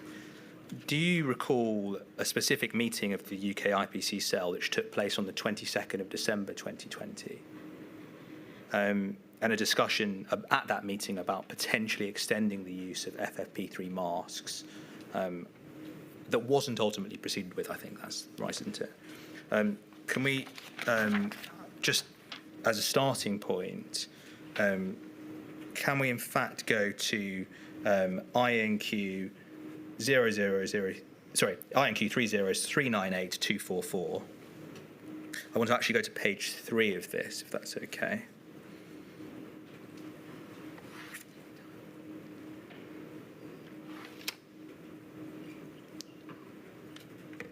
If we can look at some of the discussions that were had at this meeting, as I said, this was a meeting where you were discussing the potential to extend FFP3s. And you start the conversation on this page, and you're saying if a patient and staff face mask wearing and other IPC measures, e.g. decontamination of environment/equipment, are not being reliably implemented as they should be, it does not seem appropriate, in the absence of evidence regarding any change in the mode of transmission, that a change of PPE should be recommended. So that goes back, I think, to something that you're saying today about how it's difficult to disentangle the causes of increased transmission. Correct. And that you need specific evidence that, in fact, the reason for that cause is the increased aerosol transmission before recommending FFP3s be more widely used. Yeah, or a change in the mode of transmission. Then a fourth line down, it says, or fourth comment down, it says, someone says, if we increase the use of FFP3 masks, we need to consider stock availability. We touched on supply earlier, but is this a comment more about examining, if we do extend the use of FFP3s, we need to just make sure that that's not going to have an impact on putting trusts under additional pressure, rather than saying we don't have the stocks? Yeah, so that wouldn't have been a decision that we would have made, but if we had come to a consensus agreement that there had been a change in the mode of transmission and we were going to move to FFP3 masks, then that's something that we would have required to escalate across all the UK nations to senior clinical leaders, if that was the position, to say that we think there's a change here, this is going to impact on use. Thank you. And then two comments down, there's CB there. I think that's Colin Brown of Public Health England. He says, our understanding of aerosol transmission has changed. A precautionary approach to move to FFP3 masks whilst we're still awaiting evidence should be advised. So this is, it seems, one of the first points, I think, in the IPC cell meetings, where someone is saying, in fact, we need to take a precautionary approach and extend the use of FFP3s. Can you explain, were you able to reach any sort of agreement on this during this meeting? Can you recall? I do recall that we did come to a consensus or an agreement, after which we pulled together a position statement setting out what our recommendations were, and that... I apologise. I think there's two meetings, there's the 22nd and there's the 23rd. If we Yes. carry on to the next page, we might be able to see what happens in this particular meeting. You say here that there's then a comment about fit testing by LI, and then I think that's Laura Imrie, and then I think you say we appear to have a consensus, and you've listed out what you have a consensus on, but you don't appear to say you have a consensus, or at least it's not within the bullet points, on the question of whether you need to change the level of PPE/RPE. That's correct. So was this a point at which the UK IPC cell wasn't able to specifically agree how to proceed with this issue, and I think you then met again the next day, is that right? So there was a consensus, and based on the information and the discussion that we had, as I recall, was that the new variant that we were discussing and whether that was going to have an impact on control measures was or seemed to be more transmissible, but what hadn't changed was the mode of transmission. So what that meant for the cell, in a way, was to be clear that all those other precautionary measures were being put in place to make sure that infection wasn't being transmitted. So again, not just down to the FFP3 respirator, but were organisations checking that those precautionary measures that they had in place were reliably being applied and monitored to actually have been followed. What you didn't agree with then at this stage, if I can summarise, is that a precautionary approach to move to FFP3 masks whilst awaiting further evidence should be advised. You didn't agree that that was the way to go at this stage, did you? That was a consensus across the UK IPC cell, and that was what we put into a position statement that we then took, or it was discussed. I then discussed it with my CNO, and that paper was discussed at the UK Senior Leads meeting. So it would have been them that would have made a final decision on whether any change should have been made. But of course you say consensus, but that's consensus not including Public Health England, who had proposed the precautionary approach of extending FFP3 masks, is that right? General agreement. But of course there was the checks and balance in place that when it went to the UK Senior Clinical Leads to discuss, they could have decided that that was not the right approach and that we should take a precautionary approach, and in which case we would have changed the IPC guidance to reflect that. Well, when you say clinical leads, do you mean after this discussion this was escalated to any particular individuals? Yeah, so there was a UK Senior Clinical Leads group, which was CMOs and CNOs and other national clinical directors from across the UK, and UK HSE, Public Health England, were a member of that group.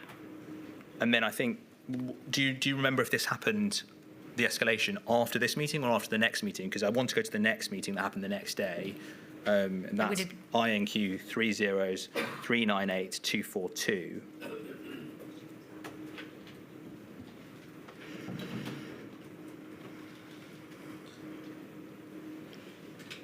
And here's page 2 of this. So we've just seen what you were summarising before. You said that you considered there was a consensus. You start this meeting saying, this is 3 lines down, LR confirmed today's meeting will be a further discussion to reach consensus regarding the IPC/PPE guidance, following the meeting yesterday to discuss the new variant, because you were discussing it in light of the new variant and the potential transmissibility of that variant, I believe. Is that right? Yeah, that's correct. And you then summarised that you think the consensus from yesterday was that you don't need to change the recommendations. Again, I suppose this goes back to what you were saying earlier about the way in which you got that assessment of there being a consensus. That was your assessment of the way in which the discussions had gone. Is that right? That's correct. And we then see, I think, just further discussion of this issue to try and reach a formal view from the IPC cell. Is that right? That's correct. And I think what that minute draws out is that every nation and the leads, the representative leads from those nations, all were given the opportunity to put their position forward. So everybody got the opportunity to put their discussion in, and we came to a general agreement at the end of that. And so if we look at the bottom of the page there, it says Northern Ireland were invited to present their position. And it says, in the absence of robust evidence to support the move, CM felt that colleagues might think they've not been appropriately protected with what has previously been recommended. 2 points there.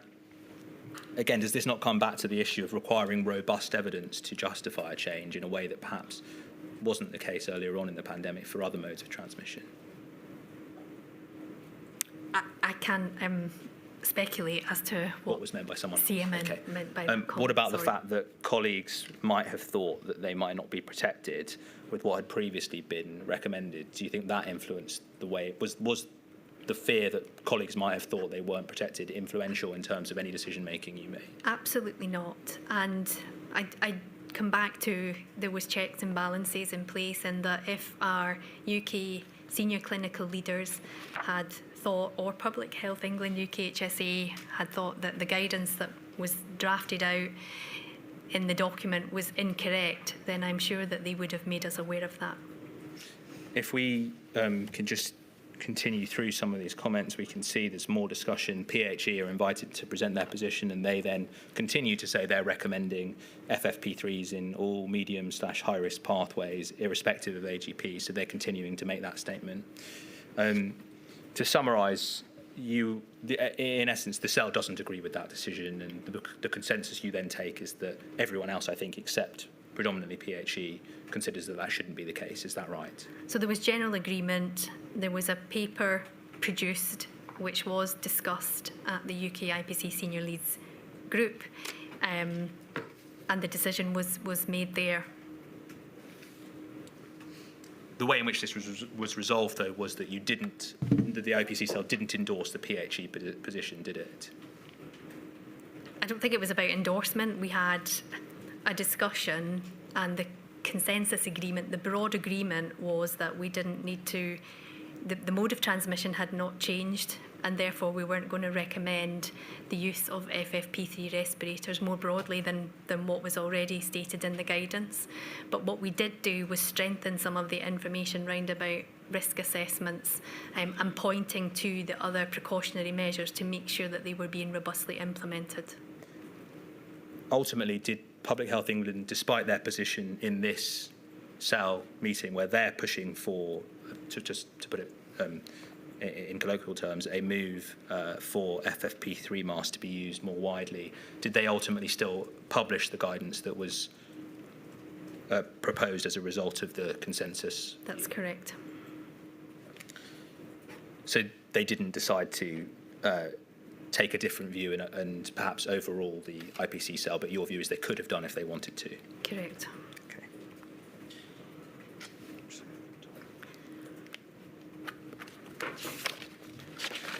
You mentioned just before the role of risk assessments, and you spoke about that, and you say that they had an important role in terms of properly applying infection prevention control measures within healthcare settings. I want to just quickly look at the guidance that directly refers to risk assessments. This is INQ 30271-659 in the 5th page. At the bottom there it says, this is June 2021 to be absolutely clear, it says, to ensure maximum workplace risk mitigation, organisations should undertake local risk assessment based on the measures as prioritised in the hierarchy, by the hierarchy of controls, in the hierarchy of controls. If an unacceptable risk of transmission remains, following a risk assessment, etc., for now. Can we just deal with hierarchy of controls? You've mentioned it before, but what is the importance of the hierarchy of controls? I think the key thing with the hierarchy of controls is that we try, or the aim is to maximally mitigate risk for as many people as possible without it getting down to an individual level where it comes down to personal protective equipment. So it's dealing with the engineering controls, process. It may help if you've put a diagram in your witness statement. If I put it up, it might help you. Thank you. It's at paragraph 60 of your witness statement. You can then talk us through, I think, how that assists. Yes, there we go. Yeah. So the whole point is system-wide to try and eliminate or reduce exposure to risks, as stated there. Elimination with a respiratory virus, not always possible, but measures were put in place, for example, telemedicine, which could be, administrative controls as well, so that people weren't actually coming into healthcare environments, and engineering controls we've talked about, such as ventilation. So by putting different things in place and different administrative controls, the way that people work, and trying to maximally mitigate the risk for all healthcare workers and patients in that environment is far more conducive to health and safety and the well-being of everyone than you having to use PPE. But I do recognise that, and we said about residual risk, individual risk assessments are important. Utilising this framework. Yeah. But of course, I think you do also recognise that some of these steps, elimination, perhaps even substitution, is simply not possible, especially if you're providing close quarters care as a healthcare worker. In those circumstances, it is going to be necessary to use protective equipment, isn't it? Personal protection. Yes. If we go back to the guidance that we were looking at before, it's a similar point that we touched on earlier, but I just want to understand it in this context. One of the things that was suggested again in doing a risk assessment, it says, if an unacceptable risk of transmission remains following the risk assessment, it may be necessary to consider the extended use of RPE for patient care in specific situations. The risk assessment should include evaluation of the ventilation in the area. We spoke earlier about ventilation being a measure that was relevant to airborne transmission, but certainly in at least a paper from SAGE, they considered it was only that mode of transmission that it was relevant for. So was this guidance an acknowledgement of the growing risk of airborne transmission because it's directly pointing to ventilation as a measure that might need to be taken? So sorry, do you mean in terms of the hierarchy of controls? In terms of directing a risk assessment that looks at ventilation, was that because there was, by this stage in June 2021, an acceptance that there was an increased risk of the virus existing in the air? I would say not specifically. I think the hierarchy of controls and risk assessments are something that should be inherent in healthcare organisations. No healthcare facility is free of risk, and therefore risk assessment and local risk assessments are vital to adapt infection prevention control measures to specific environments and specific healthcare settings. So you're looking to identify what are the unique infection risks in this area and then ensure compliance with the recommendations and guidance and that those are being reliably applied. In terms of directing the need for risk assessments, was this something that was directed at organisations, employers or individual healthcare workers? At different levels. I mean, for employers, the Health and Social Care Act for healthcare premises includes within that risk assessments. I mean, our clinicians do risk assessments probably every day when they are seeing their patients and managing their patients. I think risk assessment of the environment will include many people. It's an employer's responsibility to ensure health and safety in the workplace. So the risk assessments would be carried out by a multidisciplinary team of individuals, including ventilation engineers, and ensuring that that approach was taken. The inquiry's heard some evidence and has received some evidence that there are challenges in terms of actually conducting risk assessments, and that sometimes guidance that requires an additional step to be taken in terms of then doing a risk assessment can be difficult for healthcare workers to actually implement. Do you accept that directing an organisation to do a risk assessment is essentially making them make the decision about the level of risk rather than guiding them as to how to protect against the virus? I don't think it's directing them to do it on their own. I think there is guidance there to do it. Risk assessment is something that is, ingrained within healthcare systems. It's set out in the Health and Social Care Act for infection prevention. The code for infection prevention control risk assessment is fundamental within all of that, and in the day-to-day business and work of organisations. What we did do, recognising that it seemed to be a challenge, was we developed tools for various different settings, be it acute care settings, GP practices, dental practices, to support organisations or employers undertake a risk assessment in accordance with the hierarchy of controls. We also had teams within, or personnel, colleagues within the national IPC team who were part of a support mechanism who would go out and help organisations where they were struggling or where they had outbreaks of infection to help them undertake some of the risk assessment and put mitigating measures in place. Thank you. Just in terms of these risk assessment, they appear to be, this is a general recommendation. One of the things the inquiry has heard about is the disproportionate infection rates among some healthcare workers, including those from ethnic minorities.